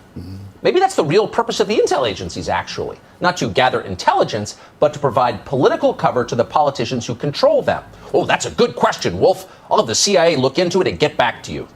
Right. Just stay on the line. This call may be monitored for quality assurance. It sounds cynical, we know, but it is striking when you think about it, just how often politicians invoke the intel community when they're lying to you. Here was Joe Biden just last month. Your own intelligence community has assessed that the Afghan government will likely collapse. That is not true. Can you please clarify what they have told you about whether that will happen or not? That is not true. They did not reach that conclusion.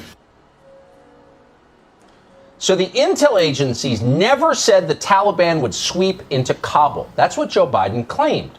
Do you believe him? You probably don't. The intel world may be partisan and deceitful, it certainly is, but we're betting they're not completely stupid. Obviously, they knew the Afghan government could collapse. They must have told Joe Biden that, or at least the people around Joe Biden. Can we prove that they told him? No, we can't prove it. And that's the beauty of using the intel agencies for cover. You get to make any claim you want to make, and no one can prove you're lying because the truth is highly classified. Maybe you're starting to understand why no one ever defunds the CIA. They're too useful. So that was from July, the clip that we just played. At the time, Biden told us the intel community, quote, did not reach the conclusion that the Afghan government would fall to the Taliban.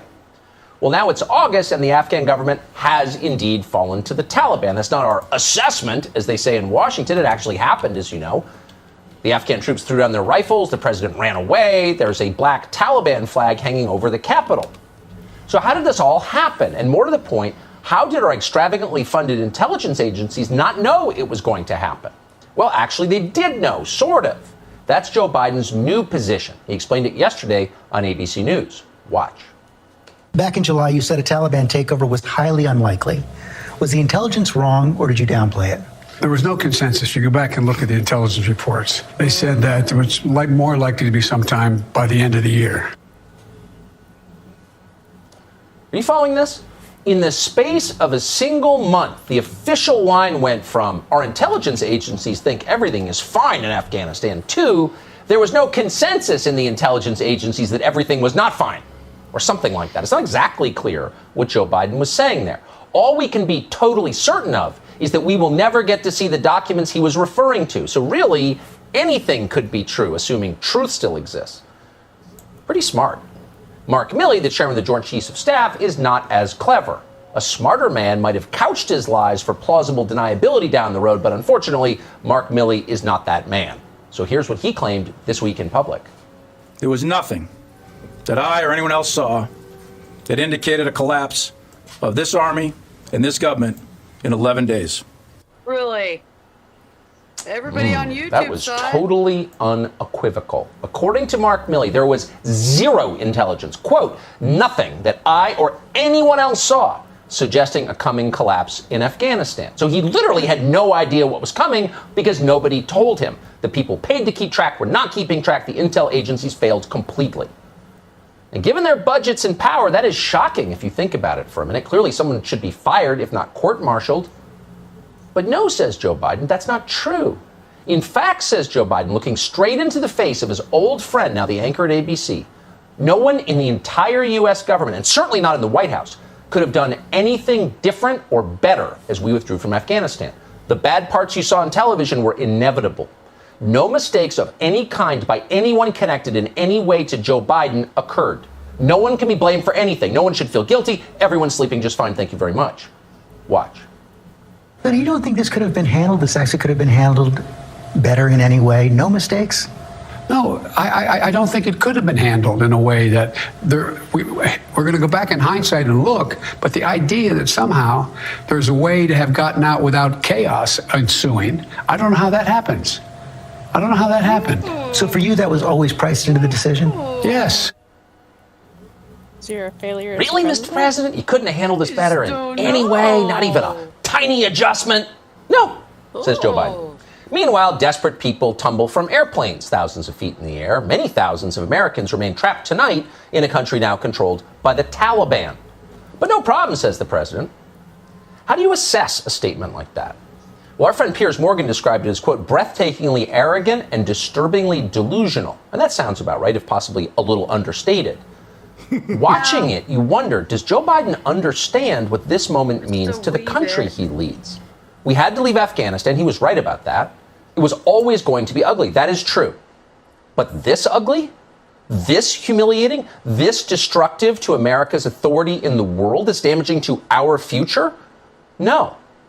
None of that was foregone. None of that was necessary. All of that was a choice that Joe Biden and his advisors made intentionally over months. They priced it in, as he just told us. They knew it was going to happen, but they did it anyway. What does that say about them? What does it tell you that they left thousands of American citizens behind when they fled and then seem markedly unconcerned about what might happen to those American citizens in Afghanistan under the Taliban? Well, it tells you an awful lot. The United States government, to restate, exists to serve its own citizens. The U.S. government exists to serve its own citizens, period. The U.S. government has no other purpose. The moment the U.S. government stops serving U.S. citizens is the moment the U.S. government becomes illegitimate. That is true. That has always been true since the day the country was founded, and it is obvious to most people who live here. Does Joe Biden understand it? Sincerely, it's possible that he doesn't. Toward the end of his interview with ABC, there was a telling exchange. That exchange was never broadcast on camera. Now, television networks edit interviews very often for time, but ABC News appears to have chosen to edit out portions. Check this shit out, y'all. This is like the punchline to all this shit right here. That made Joe Biden look, how to put it, not presidential, incoherent, confused. We think it's worth knowing what happened, especially in a moment of national crisis. So we're going to read from the transcript that we were provided, and here it is. George Stephanopoulos. I think of a lot of Americans, even a lot of veterans who served in Afghanistan, agree with you on the big strategic picture. They believe we had to get out. But I wonder how you respond to an Army Special Forces officer, Javier McKay. He did 7 tours. He was shot twice. He agrees with you. He says, we have to cut our losses in Afghanistan. But he adds, I just wish we could have left with honor. Here's Joe Biden's response. Look, that's like asking my deceased son, Bo, who spent 6 months in Kosovo and a year in Iraq as a Navy captain and then major. I mean, as an Army major. And, you know, I'm sure he had regrets coming out of Afghanistan. Out of Iraq. He had regrets to how it's going. But the idea, what's the alternative? What? End quote. Now, we're waiting for that tape, but that's the transcript. Now, the president's son was in the Navy, not the Army. He was in the Army, not the Navy. It's not clear from that. We believe he was in the Army and not the Navy. He did not serve in Afghanistan. He served in Kosovo and Iraq. Joe Biden can't seem to remember those details. We're not attacking him. We're not telling you this with glee. We're telling you because it's true. This is the man leading our country. Now, the scary thing about what's happening in Afghanistan is not that Afghanistan is collapsing. Afghanistan has always been in various states of collapse, by our standards, for 1,000 years. The scary thing about Afghanistan is that it reveals American weakness, and weakness abets aggression. Power vacuums are always filled. The problem with what we just read you is that it reveals weakness at the very center of the U.S. government, weakness that possibly can't be fixed. And that's the real problem. Over time, it's the real threat. When you look at what's happened over the last week, was it a failure of intelligence, planning, execution, or judgment? Look, I don't think it was a failure. Look, it was a simple choice, George. When the Taliban, let me put it another way. When you had the government of Afghanistan, the leader of that government getting in a plane and taking off and going to another country, when you saw the significant collapse of the Afghan troops we had trained, up to 300,000 of them, just leaving their equipment and taking off. That was, that's what happened. That's simply what happened. But we've all seen the pictures. We've seen those hundreds of people packed into a C-17. We've seen Afghans falling. That was 4 days ago, 5 days ago. What did you think when you first saw those pictures? What I thought was we have to gain control of this. We have to move this more quickly. We have to move in a way in which we can take control of that airport. And we did. So you don't think this could have been handled, this actually could have been handled better in any way? No mistakes? No, I don't think it could have been handled in a way that we're going to go back in hindsight and look, but the idea that somehow there's a way to have gotten out without chaos ensuing, I don't know how that happens. I don't know how that happened. So for you, that was always priced into the decision? Yes. General Taylor, General, has the U.S. military conducted any airstrikes today or in the last 24 hours or so? And also, there have been some reports of Afghan pilots flying their aircraft into other countries. Is that happening? And is the U.S. taking any other sort of steps to prevent aircraft or other military equipment from falling into the hands of the Taliban? Yeah. First, on the first question on the strikes. No strikes have been conducted in the last 24 hours, but the commander on the ground continues to maintain that capability if required to do so. The commander has the assets that are available there at ADJUNCT and in support from other areas of the region.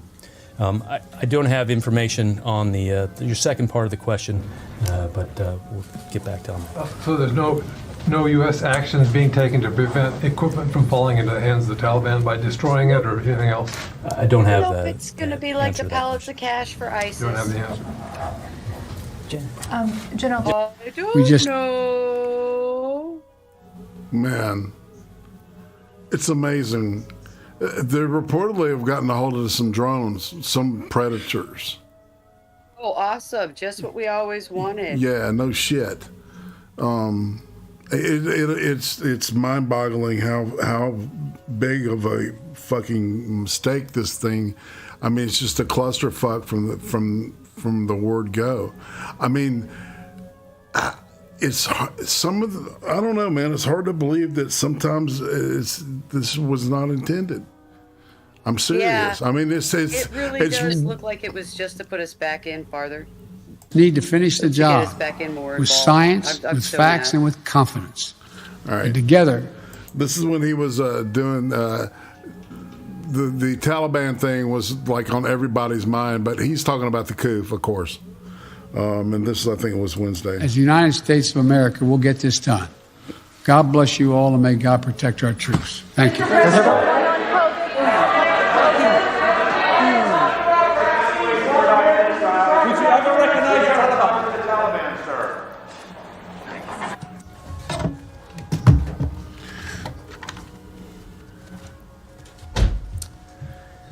Good afternoon.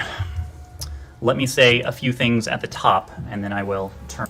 This is like guy. Mark Zuckerberg's like little brother or some shit. Right. I mean, this dude is Soy City, and like I was saying earlier, I think this is the one that's going to have to fall on the sword. He's like 44, and this You is just his heard first directly job. from the president. Are you Are you fucking kidding? No, he's been like a career student. All he's done is go to colleges and stuff. I don't think Oh, he's he's- ever had a job before this. Oh, he's Perfect. An academic. Excellent. Oh, okay. Well, that kind of makes more sense, doesn't it? Yeah. Yeah, Wow. Fucking Yeah. useless. indeed. Oh, All right. Regarding the tits on a context, bowl. I've got this whole briefing, which is quite long, so we may not want to finish it, but let's just listen to a little bit current of situation, and what the United States is seeking to do in the coming hours and the coming days. Let me offer just a few additional details from the Department of State. The safety and security of U.S. government employees and U.S. citizens overseas is our top priority. All remaining U.S. direct hire embassy personnel, including the ambassador, have national airport where they are secure. The Department of Defense is working to restore a safe and secure environment so that military and commercial flights can resume. Now, of course, the situation is evolving quickly, and we will communicate information to U.S. citizens as rapidly as possible. In the meantime, we are asking U.S. citizens to shelter and not to travel to the airport until they hear otherwise from the Department of State. We also continue to pursue all options to relocate interested and qualified Afghan SIV applicants and their immediate families, as well as other vulnerable Afghans. We remain closely coordinated with our international partners on the ground and around the globe. We've been engaging tirelessly with our partners in the international community. You may have seen last night, the United States organized a joint statement with 98 signatories, calling on all parties to respect and facilitate the safe and orderly departure of foreign nationals and Afghans who wish to leave the country. Today, Secretary Blinken spoke with Russian Foreign Minister Lavrov, PRC State Councilor and Foreign Minister Wang Yi, Pakistan Foreign Minister Qureshi, UK Foreign Secretary Raab, NATO Secretary General Stoltenberg, Turkish Foreign Minister Çavuşoğlu, and EU High Representative Josep Borrell.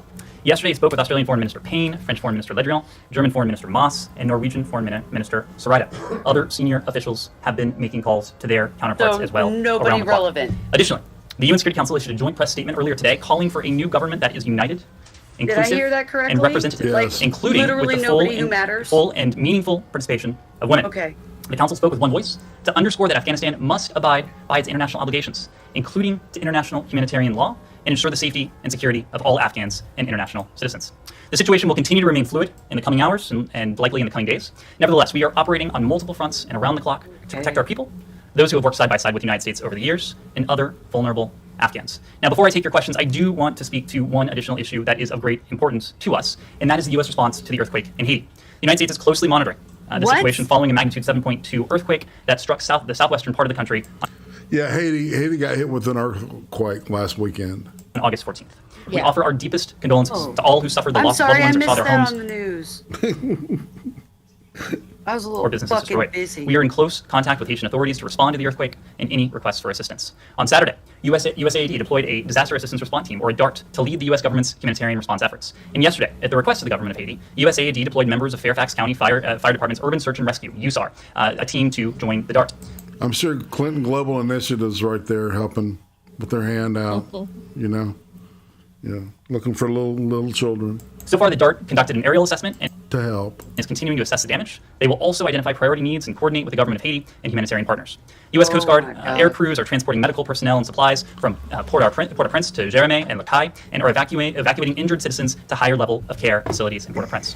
At the request of USAID, Southcom is sending 2 UH-60 and 2 CH-47 helicopters from Joint Task Force Bravo to provide critical airlift support to ongoing relief efforts. We are also closely tracking Tropical Storm Grace, which is expected to reach Haiti today, potentially exposing people to further devastation. The United States remains a close and enduring friend to the people of Haiti, and we will continue to provide assistance in the aftermath of this tragedy. We are committed to helping the Haitian people build a better future. With that, I'm happy to take your questions. And we can stop there with this particular reel. All right, so people, yeah, I'm opening the floor for discussion. I'm just so fucking heated about all the lies. I'm so, I know, Becca, you're probably more pissed than I am. You know, I lost my brother-in-law to this. My husband's still active. I'm worried about his deployment schedule. I'm worried that his retirement request will get declined because they're so undermanned right now, especially with his job. It's like if we start this shit up again, it's going to have major effects for my family personally. So to me, this whole situation, I'm pissed for very personal reasons, but I understand why everybody else is pissed off too, if that makes any kind of sense. I don't know. I'm trying not to get emotional with it. As soon as I get emotional, I become like weepy, inconsolable, irrational female. So it's just a bunch of bullshit. All of it. And then I'm curious, like, these people are third worlders with fucking low IQs. We leave all this shit behind. I'm wondering, okay, yeah, we left drones behind, but do they even have the mental capacity to figure out how to operate them? Like, I saw videos of them acting like fucking 2-year-old children because they found like a makeshift trampoline. They found a fucking treadmill and didn't know how to fucking work it. So Did you I see don't know. the Dairy Queen soft serve shit that they were like marveling over? Yeah, it's like they're so fucking far behind the West that sometimes I'm like, okay, yeah, we left all this equipment. They can run vehicles and guns. Got it. That they're trained from a very young age to do this war shit. Like their main purpose is to be fucking soldiers. Got it. But common sense, I think, is severely fucking lacking with some of these people. And it's like, okay, so we left all this equipment behind. How useful is it really to them? And I missed who said it in chat. The most likely scenario with all this equipment that we left behind is that they're going to sell it to Russia or China. Well, yeah, because they can't afford to maintain it.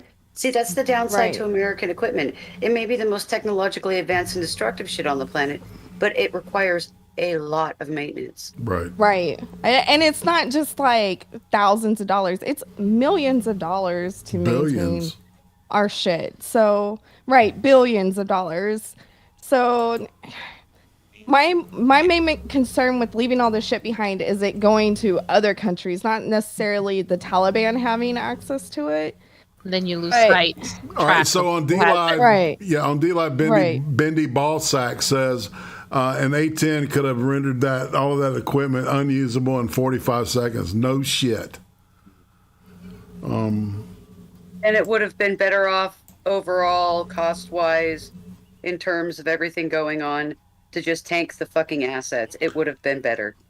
Yeah, Alamo Gulf Citizen on Twitch says, if you noticed, Russia and China are both cozying up to the Taliban. As far as my theory, within the 12 hours of their boots in Kabul, they were going to directly to homes of intel partners of the U.S. and hanging them. How did they know exactly where to go?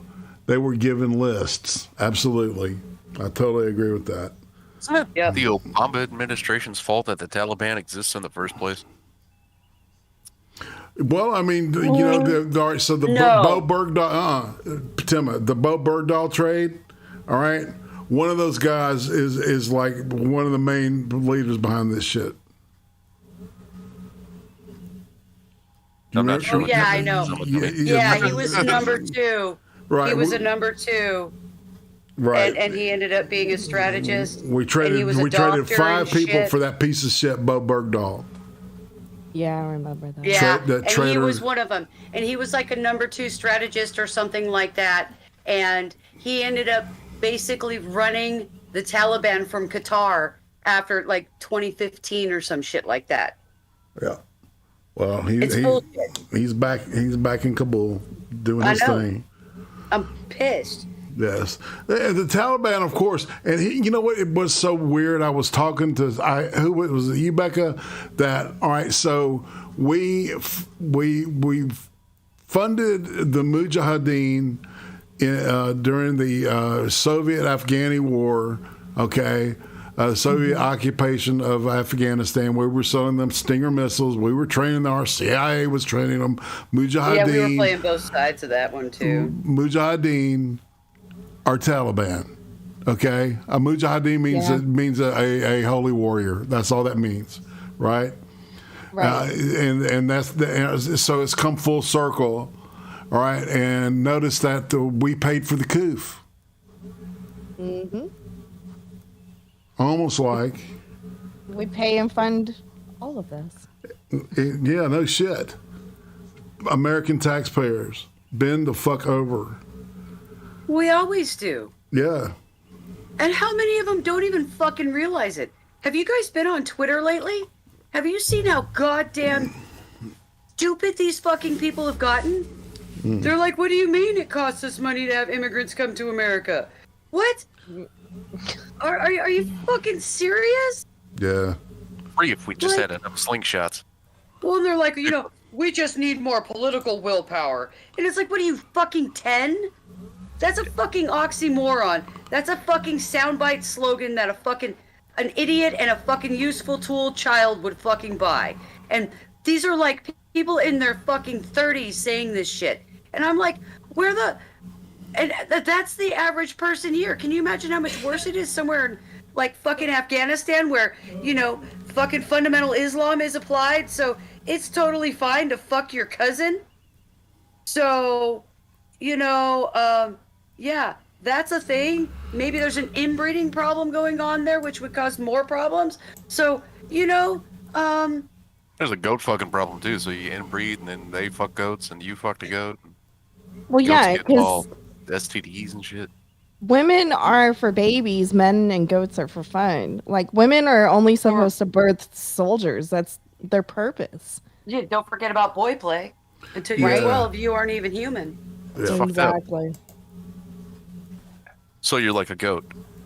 Exactly. Exactly. You're there. Your main purpose is pleasure and, I guess, learning to die for the holy cause.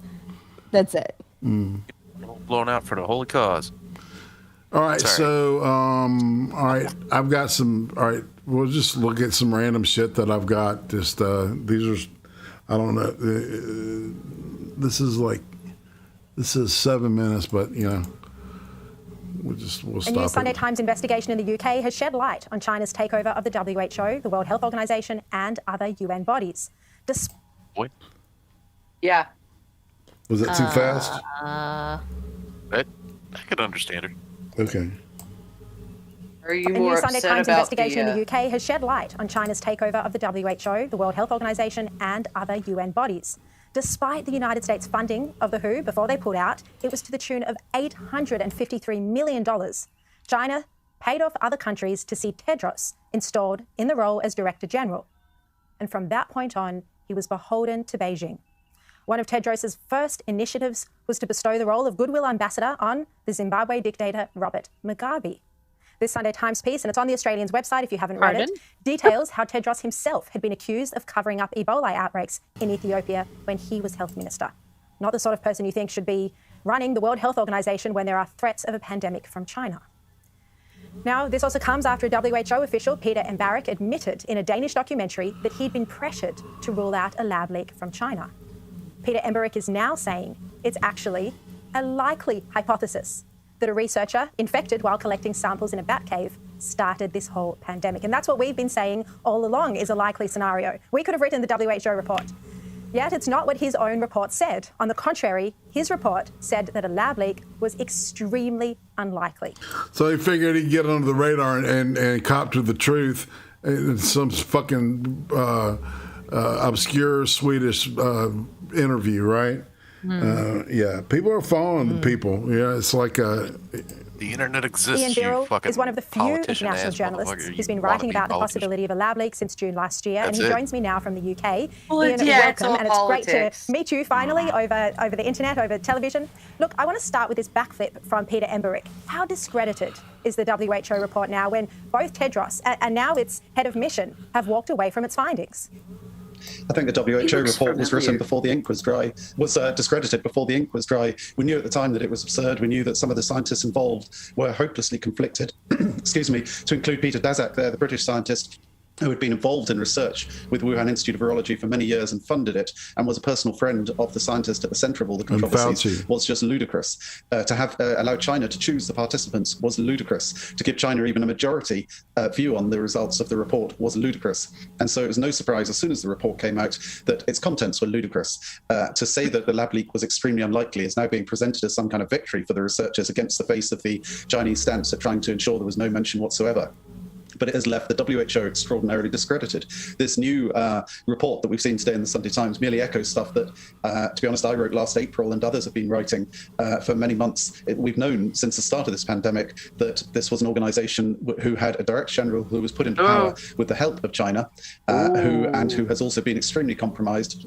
And particularly in the initial weeks, those vital weeks when you can suppress a pandemic from emerging, he played a role in inflaming or basically sharing China's stance and participating in the cover-up. The WHO is left desperately discredited at the end of this. And it's very clear one of the things we need to learn is that we need to have a new sort of global public health architecture, which is not privy to national concerns through those who essentially run it, through having a director general or the leadership beholden to it. That's not possible, dude. Yes.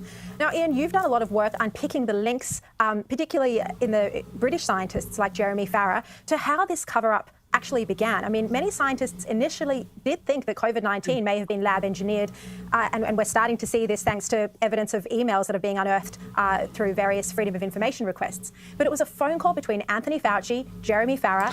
All right, and this is the question I keep on asking people. All right, if it isn't a bioweapon, why are we responding to it like it is? Right. Man, we had fucking Ebola when fucking Obama was president in Texas. Zika virus, everything. Zika, right, exactly, all that shit, right? But we react like this to this one. It's okay. Obama fixed Ebola. That's well, swine flu what was about swine fairly flu? bad too. Yeah, the swine flu. That was the big fucking hundreds of thousands of people died. Yeah, exactly. That's what I'm saying. It's like they want you to believe that their administration fixed that shit, so they just swept it under the rug when they couldn't do nothing about it. They outright admitted that they had no idea what they were doing, and they just kind of fucking gave up after a while. But remember, there's no scandals when Obama was I know, in office. zero scandals. That's right. Not a scintilla. No. Not a smidgen. It was Like actually Disneyland or -1. something? Okay. -1. Handle. That's good. I thank God for fucking Sky News Australia. Jesus Christ. They remember journalism. And some other Yes, scientists. they're also Suddenly, probably- Some of the it's narrative seems to have questionable, changed. And from that point on, a lab leak was labelled a conspiracy. It's like their daytime crew. It's a lot like Fox News tend to be more like left leaning, but their evening shows and their weekend stuff is all like this. It's very, even the opinion stuff is very well presented, in my opinion, which is, I agree. You don't see a lot. Theory. Well, certainly it's a very strange series of events where we now know from all these emails that you refer to that in late January, the predominant view among experts in the field was that this virus showed signs of engineering, signs of possible engineering, and they all feared a lab leak. Most of them, if pushed at the time from what we've seen, actually favored the idea of a lab leak over natural zoonotic transmission. Then suddenly they get sent, a paper is sent to Dr. Anthony Fauci, which talks about a research done by Wuhan Institute of Virology in conjunction with an American researcher called Ralph Baric. And it also talks about attempts to hunt down the origins of this. Dr. Fauci then circulates that to people and sees it as so urgent that Jeremy Farrar, the head of the most important funding research body in Europe, the Wellcome Trust, organizes a meeting of 13 people, including himself, Fauci, and 11 of the world's top scientists, including Eddie Holmes in Australia. They then, within days, suddenly all seem to switch views and pushing this idea that it's conspiracy theory. Peter Daszak starts collecting names for a ludicrous piece in the Lancet, which puts forward the idea of this conspiracy theory to even discuss a lab leak and praises China for its openness and its transparency. We now know that there were similar ideas were pushed despite the scientists thinking there was a lab leak in other journals, in at least 2 other journals, and suddenly all these scientists start pushing the idea that it's conspiracy theory to even talk about the idea of a possible lab leak. I think it's very sad that one of the end results of this is that we've seen a scientific establishment led by senior scientific figures in alliance with the journals, which I thought we could all trust, and certain groups of the media and politicians have deliberately stifled debate on this by clamping down on debate and branding those who dare investigate or dare raise the ideas of branding them conspiracy theorists. It's a real shame, and one result is it's only now we're beginning to have a proper search and discussion about the origins that we could and should have had at least a year ago. Well, and then the questions like that follow this, right? Because everything that happened right when it came out, like all the questions and mindsets and theories that people were throwing out there, are kind of turning out to be like accurate. Okay. And it's like I don't know. Are we ever, there's theories out there that this was not unintentional, that this was released on purpose. Do you think the CCP would ever do anything as nefarious as that? I think they would. No. No, never. No, you take out all your enemies with a virus? Oh, no. It's out of the question. They sent us kids' toys laced with roofies. That's what I'm saying. Absolutely. And I think the best thing in the public interest would be for a recording of that phone call where they all decided, that conference call where they all decided this was a conspiracy theory. I think that needs to be made public now in the interests of transparency, seeing as from that point onwards, we were only fed one narrative, and any of us who were investigating this, like you, were called a conspiracist. Ian Birrell, thank you very much for joining me. Thanks, Shara. Not only are the mandates illegal, it goes against everything. I mean, if you really want to talk about the radical left, they don't believe in animal testing, but yet they want to test vaccines on our children. So right there, that goes to tell you about the type of people that they are. But I'm really here today to say no to the mandates, no to what de Blasio is doing. He's crippled our restaurants, our economy, enough. Okay, if you can cross the southern border with no problem, but you can't go into a restaurant without showing papers. You can come into the southern border, but you can't go into a gym without showing papers. These are my papers, the Constitution of the United States of America. And I also have my antibodies that no one wants to talk about, natural immunity. I want to talk about natural immunity. So I have mine for 16 months. I have natural immunity, okay? When they claim that it's only 3 months, I have it for 16 months and counting. Tick tock, tick tock. Say no. Say no to the mandates. Say no. Remember, it's not anti-vax, it's pro-freedom. That's pretty cool. How can you hate her? You know what I'm saying? She is so hard to hate. But she's absolutely fucking right, too. Yeah, though. dude, she's on it. Okay. She's got her hair done. It looks good. And we're the shirt. We the people are pissed off. She has some good merch on her website. Not gonna lie. Her rack's looking rather perky. Yeah, I was gonna say her boobies are really nice. Excellent bra. Looking good. I just want to say, her bra just says "We the People" on it. Thank God for women. Yes, I rate as a breast man. Not women that are like, my gender's different today than it was yesterday. No, that's not No. women. No, that's not women. Those are Oh, weird. check this shit out. Sheeple. Yeah. All right. So Australia. Pharmaceutical giant AstraZeneca will rebrand its COVID-19 vaccine in Australia. Oh, the no. name will be changed Oh, to no. Vaxzevria, which is what the jab is known Vaxzevria. across Europe. Oh, fuck off. The rebrand is Vaxzevria, No, we all think you're really fucking retarded. well, like I'm sorry. vaccinate everyone. Vaxzevria. Fucking close to Zombrex from that video game. Yeah. Dead Rising. Zombrex. Zombrex. Gotta take your Zombrex. Hey. All right, let's see. All right, so here's some. All right, we'll kind of move around and look at some different stuff. There's some parents and talking to. Well, no, let's look at this Utah teacher first. All right, Johnny showed this the other night, but I fixed the pic so we can see it. The problem. I'll straight up call it out. I'm like so over it. Okay. Okay, well, I would be super proud of you if you chose to get the vaccine. But, yeah. Proud of you. I live for you to be proud of me, bitch. Super proud of somebody else's kids for usurping their parents' wishes.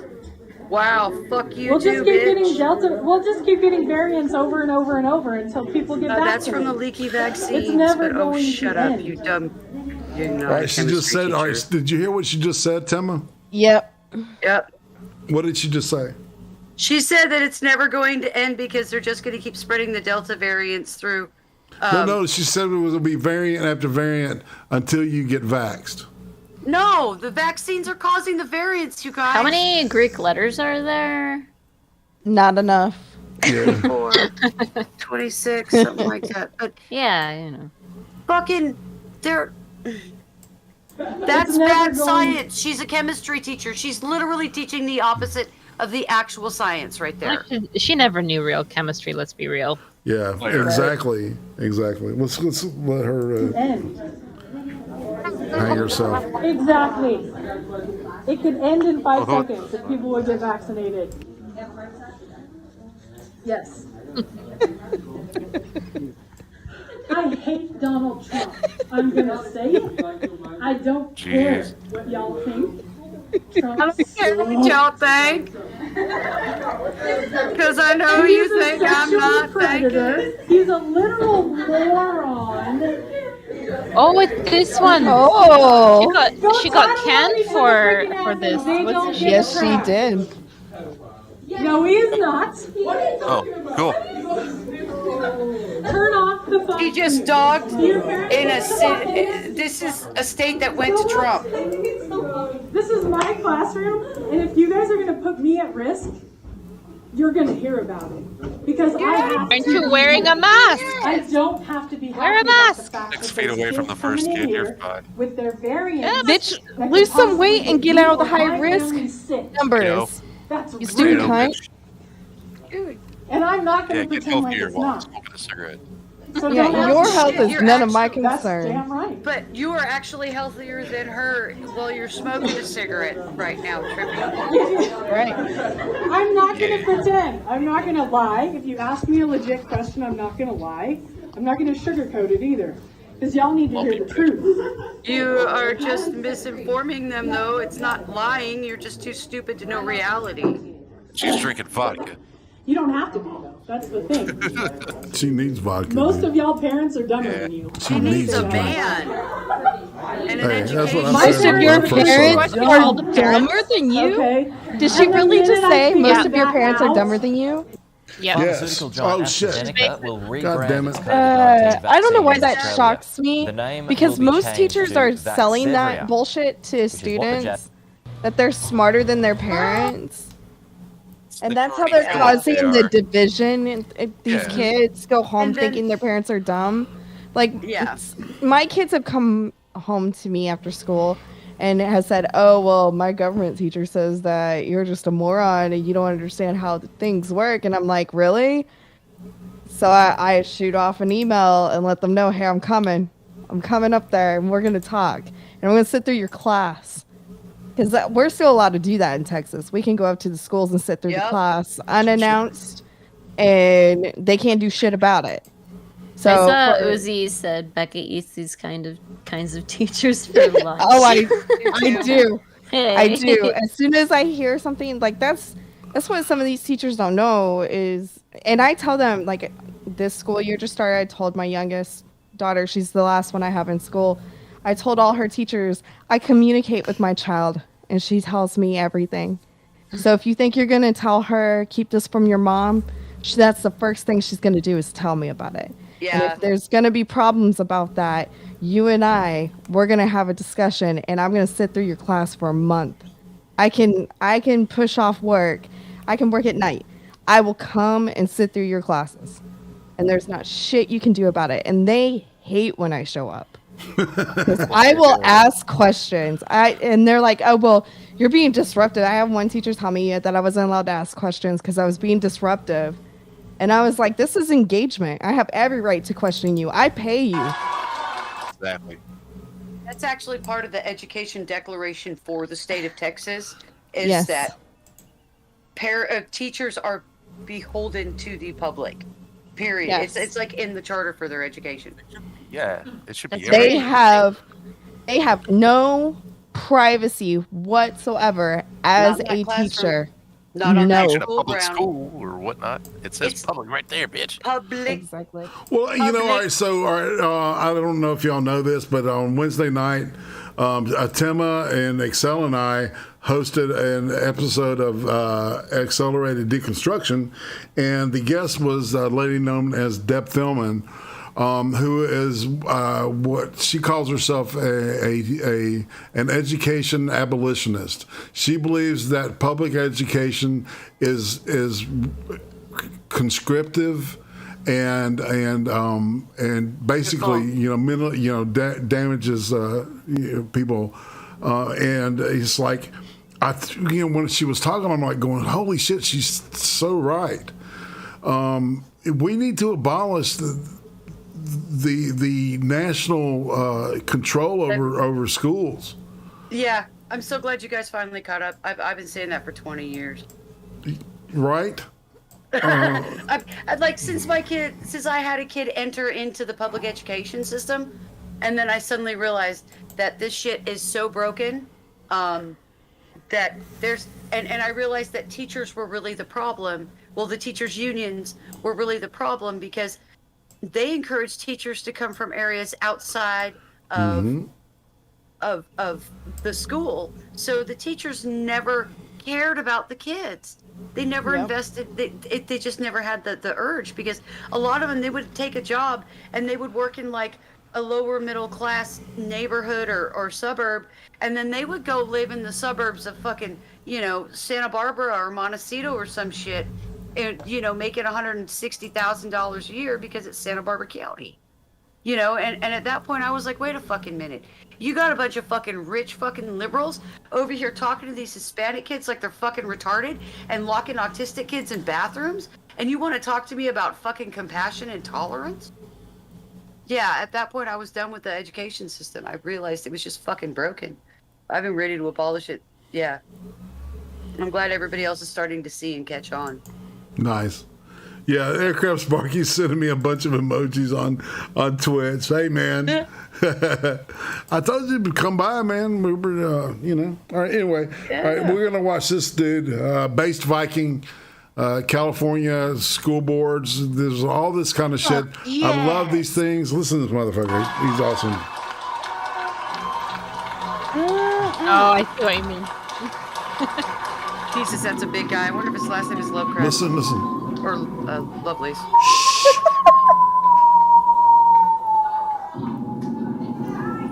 They work. That's the wind. That's the wind of time. That's the wind of history.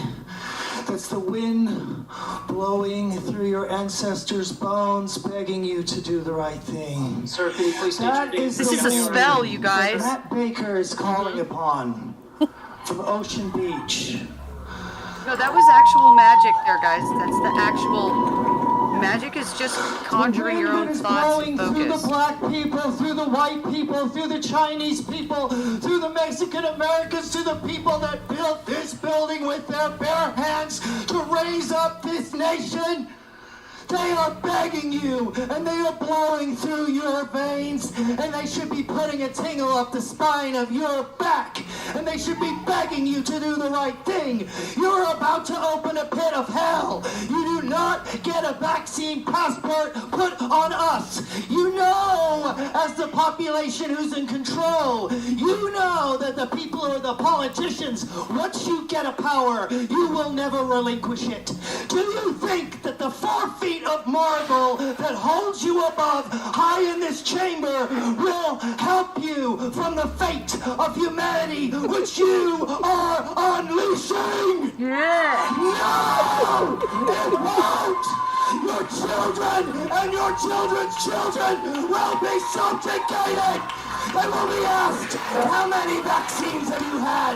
Have you been a good little Nazi? Shit. Yes! Go, brother! Heil Fauci. Talk about the Nuremberg Code. Well, I brought you a copy. You are all in violation of Section 1. Yes, you, Dr. Wilton. You are in violation of the Nuremberg Code, which is international law. And the definition is... Sir, your time has expired. The definition we shall Your not time has expired. This is coercion. Reclaiming my time. This is coercion. And the penalty for violating the Nuremberg Code is... Violating the ordinance in the meeting. Please take a seat. So this is, I was wrong. This is not. It's not a school thing. This is a city hall. Obviously, meeting with the. It's awesome. And talking about He was far more passports. Thorson than he was Odinson. Sorry. Is that the Mexican flag in the back? Yes. It's probably California. Yeah, it is. It's Oceanside, as a matter of fact. So yeah, they're gonna have a Mexican and it's flag. got the county seal on it. La raza, man. Get with it. It's fucking Oceanside. Get with it, man. What? Get with it, man. Get with it. Get with it, man. Get with it. Get with it. All right, let's see. All right. Yeah, all right, here. No, not that I like one. how all those no. fat sheriffs started walking towards the podium, getting ready to take him down. Man, their sheriffs are just as bad as our sheriffs on the weight department, I just like the lady in the background. I think she's a clerk or something, like right behind him while he was saying no expression, no real. She just glanced up once or twice and just it's like I don't care anymore. Oh, It's just she's not probably the the weirdest one. I've seen. Yeah, she's probably the one taking notes of the meeting. Yes. She's like, I don't know. Sparky said they're turning the frogs gay. That's right. They're turning the freaking Call frogs it a gay. $50 million mystery. Data analytics company Palantir buying more than $50 million worth of, get this, gold bars in August. According to a regulatory filing, the company is able to take physical possession of the gold at any time with reasonable notice. We reached out to Palantir to find out why they wanted gold on their books. They didn't respond to our request for a comment. Karen, you sort of did some... They're a data analyst company. Okay, because they can read the writing on the wall 50 that million anybody in gold who's bars, dude. done any kind of common sense research into economics recognizes that the system we have right now is fucking unsustainable. It's about ready to implode. Yep. Fine print, looking at the fine print on this one, what'd you find? Well, a little bit. So it was in the 10Q, which is what they... They're going to spin bullshit and try to keep the MMT concept of flushing money through the economy. Released the other day, it talked about this August purchase. So this wouldn't be on the balance sheet that they had in the 10Q. So we don't know how they're going to treat it.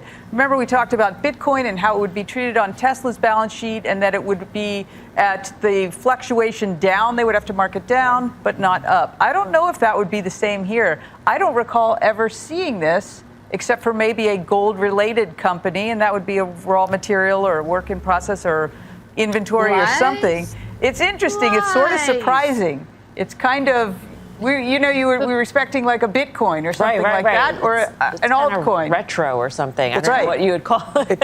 It feels kind of like CIA-ish. Like I mean, if you think about also that at least the relationship that this company has had with the government, and where gold has always been, this strategic reserve dynamic. And look, gold prices. This isn't a conversation about gold, but it's probably an interesting time to be making a longer-term commitment to gold, in my view. I realize, Bitcoin enthusiasts say, why bother? I think gold is proven to be very much a hedge against central banks here. Guy, give me your best conspiracy theory. What we're going to do here is go ahead. We're going to go ahead and close it out and go back. We're now back in the opening, the green room, as I call it, and because we're at the top of the hour, people. That went by fast, didn't already. It? Yeah. Oh. It's an intense show tonight.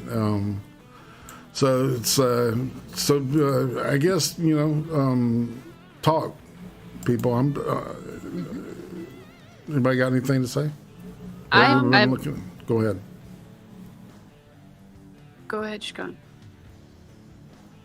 That wasn't me. Oh, wasn't it? There was some anger tonight. Please, I was reading chat. I'm sorry. You guys sound really similar to me. I'm so sorry. Oh, well, you're fine. Zora? My quick thing from the last clip is if Palantir is a data analyst, why I don't really know anything about stocks or anything like that, so it's just weird that why would them purchasing anything like that be such news, or is it because of the amount of money that they spend on physical asset that is making people take notice? They're trying to downplay the major purchase of gold because that's usually a sign of economic collapse when your major investment companies and data analysis start going for solid assets. Gotcha. Okay, that makes a lot of sense. Yeah. That's why they're all playing like it's no big deal. Like, ha ha ha, don't look here, ha ha ha. Hey, Deluxe 247 since $10. Thank you. No, thank you. Deluxe. Thank you. Deluxe 247. I appreciate you big time. Thank you very much. It feels so good just to see that little emote. Thank you. Just a nice man. Maybe a pear with a headband. It's a pear. Why do you keep playing with pears? That's why. You're supposed to eat them, not play with them. I like that. Stop being such a mom. I can play with my food if I want to. Yeah. I got 4 kids and I can't get their names straight. I don't know if I can stop being a mom. Right? It's hard not to. Shoot, this is the time where we chill out and spliticate. So, Timo?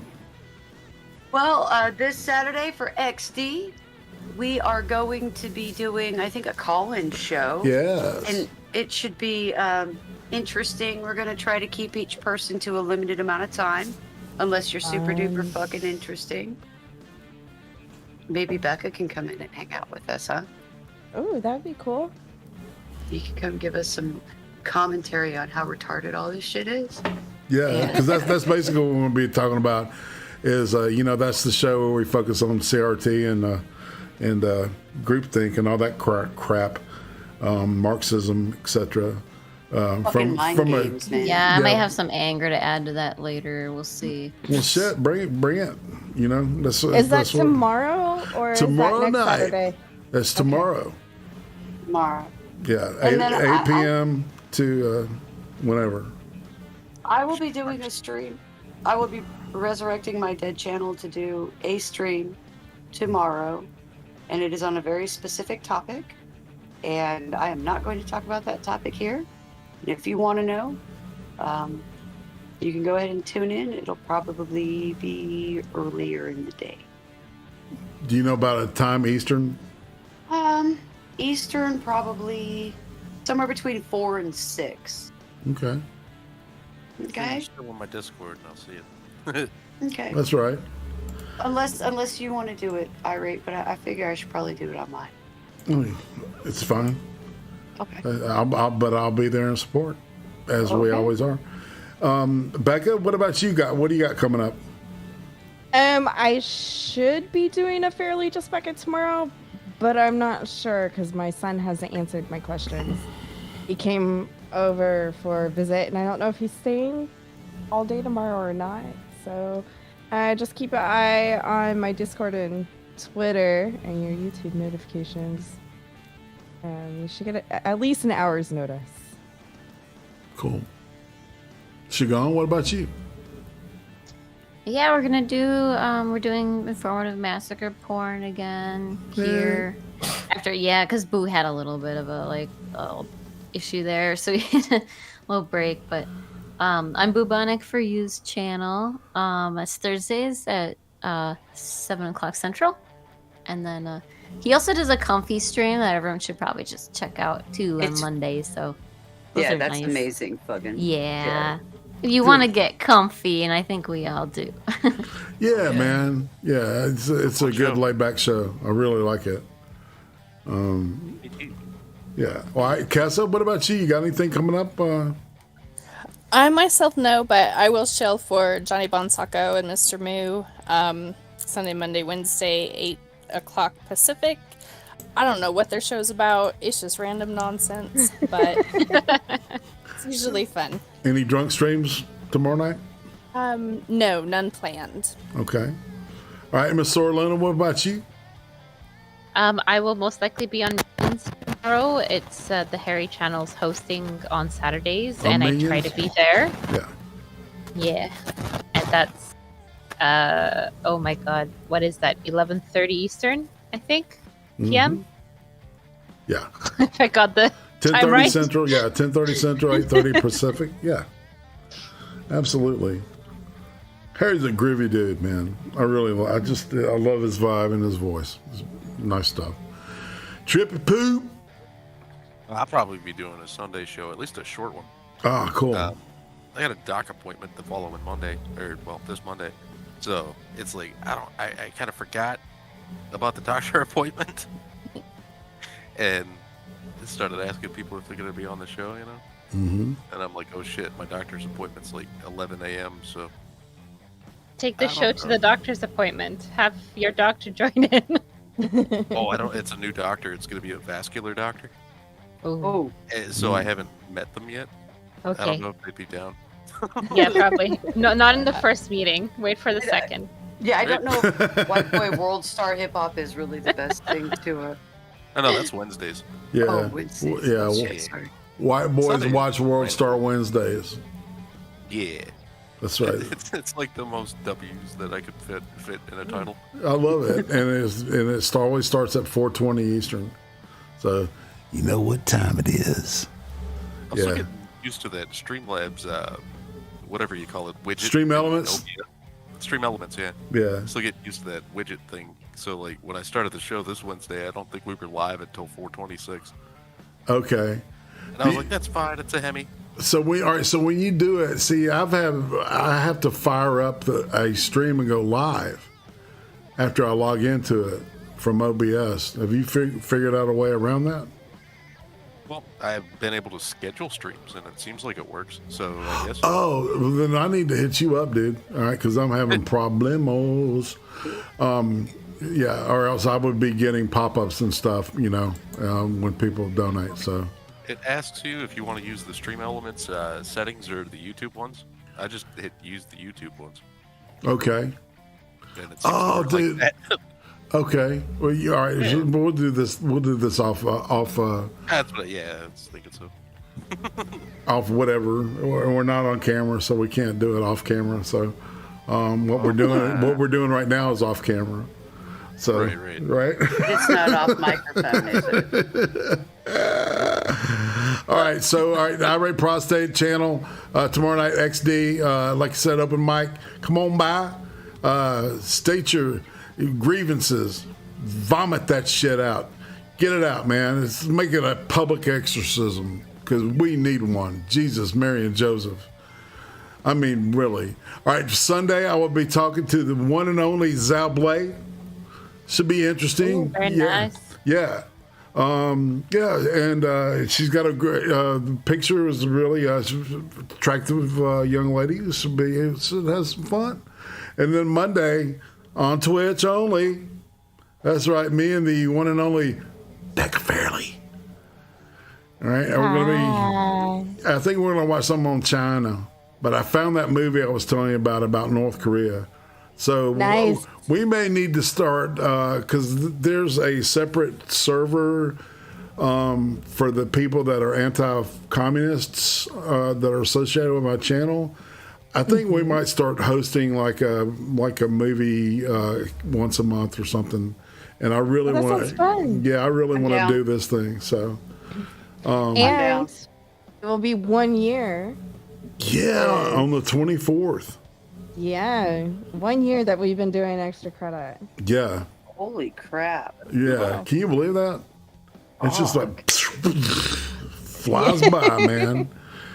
I mean, It has flown by. that is. That means XD's been around for a year too. Yeah, exactly. Yes. Yes. Congratulations. And for people didn't know that, Trippy and Timma both crossed the 3-year mark, going on year 4 on this show. Wow. In Wow, July. I didn't know. Yeah, it's in July. Shit. So there's all kinds of birthdays and stuff. Let's have fun. Okay. I just We want to need dance. some hats. I just We want to need dance. some confetti of color. Maybe some river dance or some stuff, you know. We need some clogging. Yeah.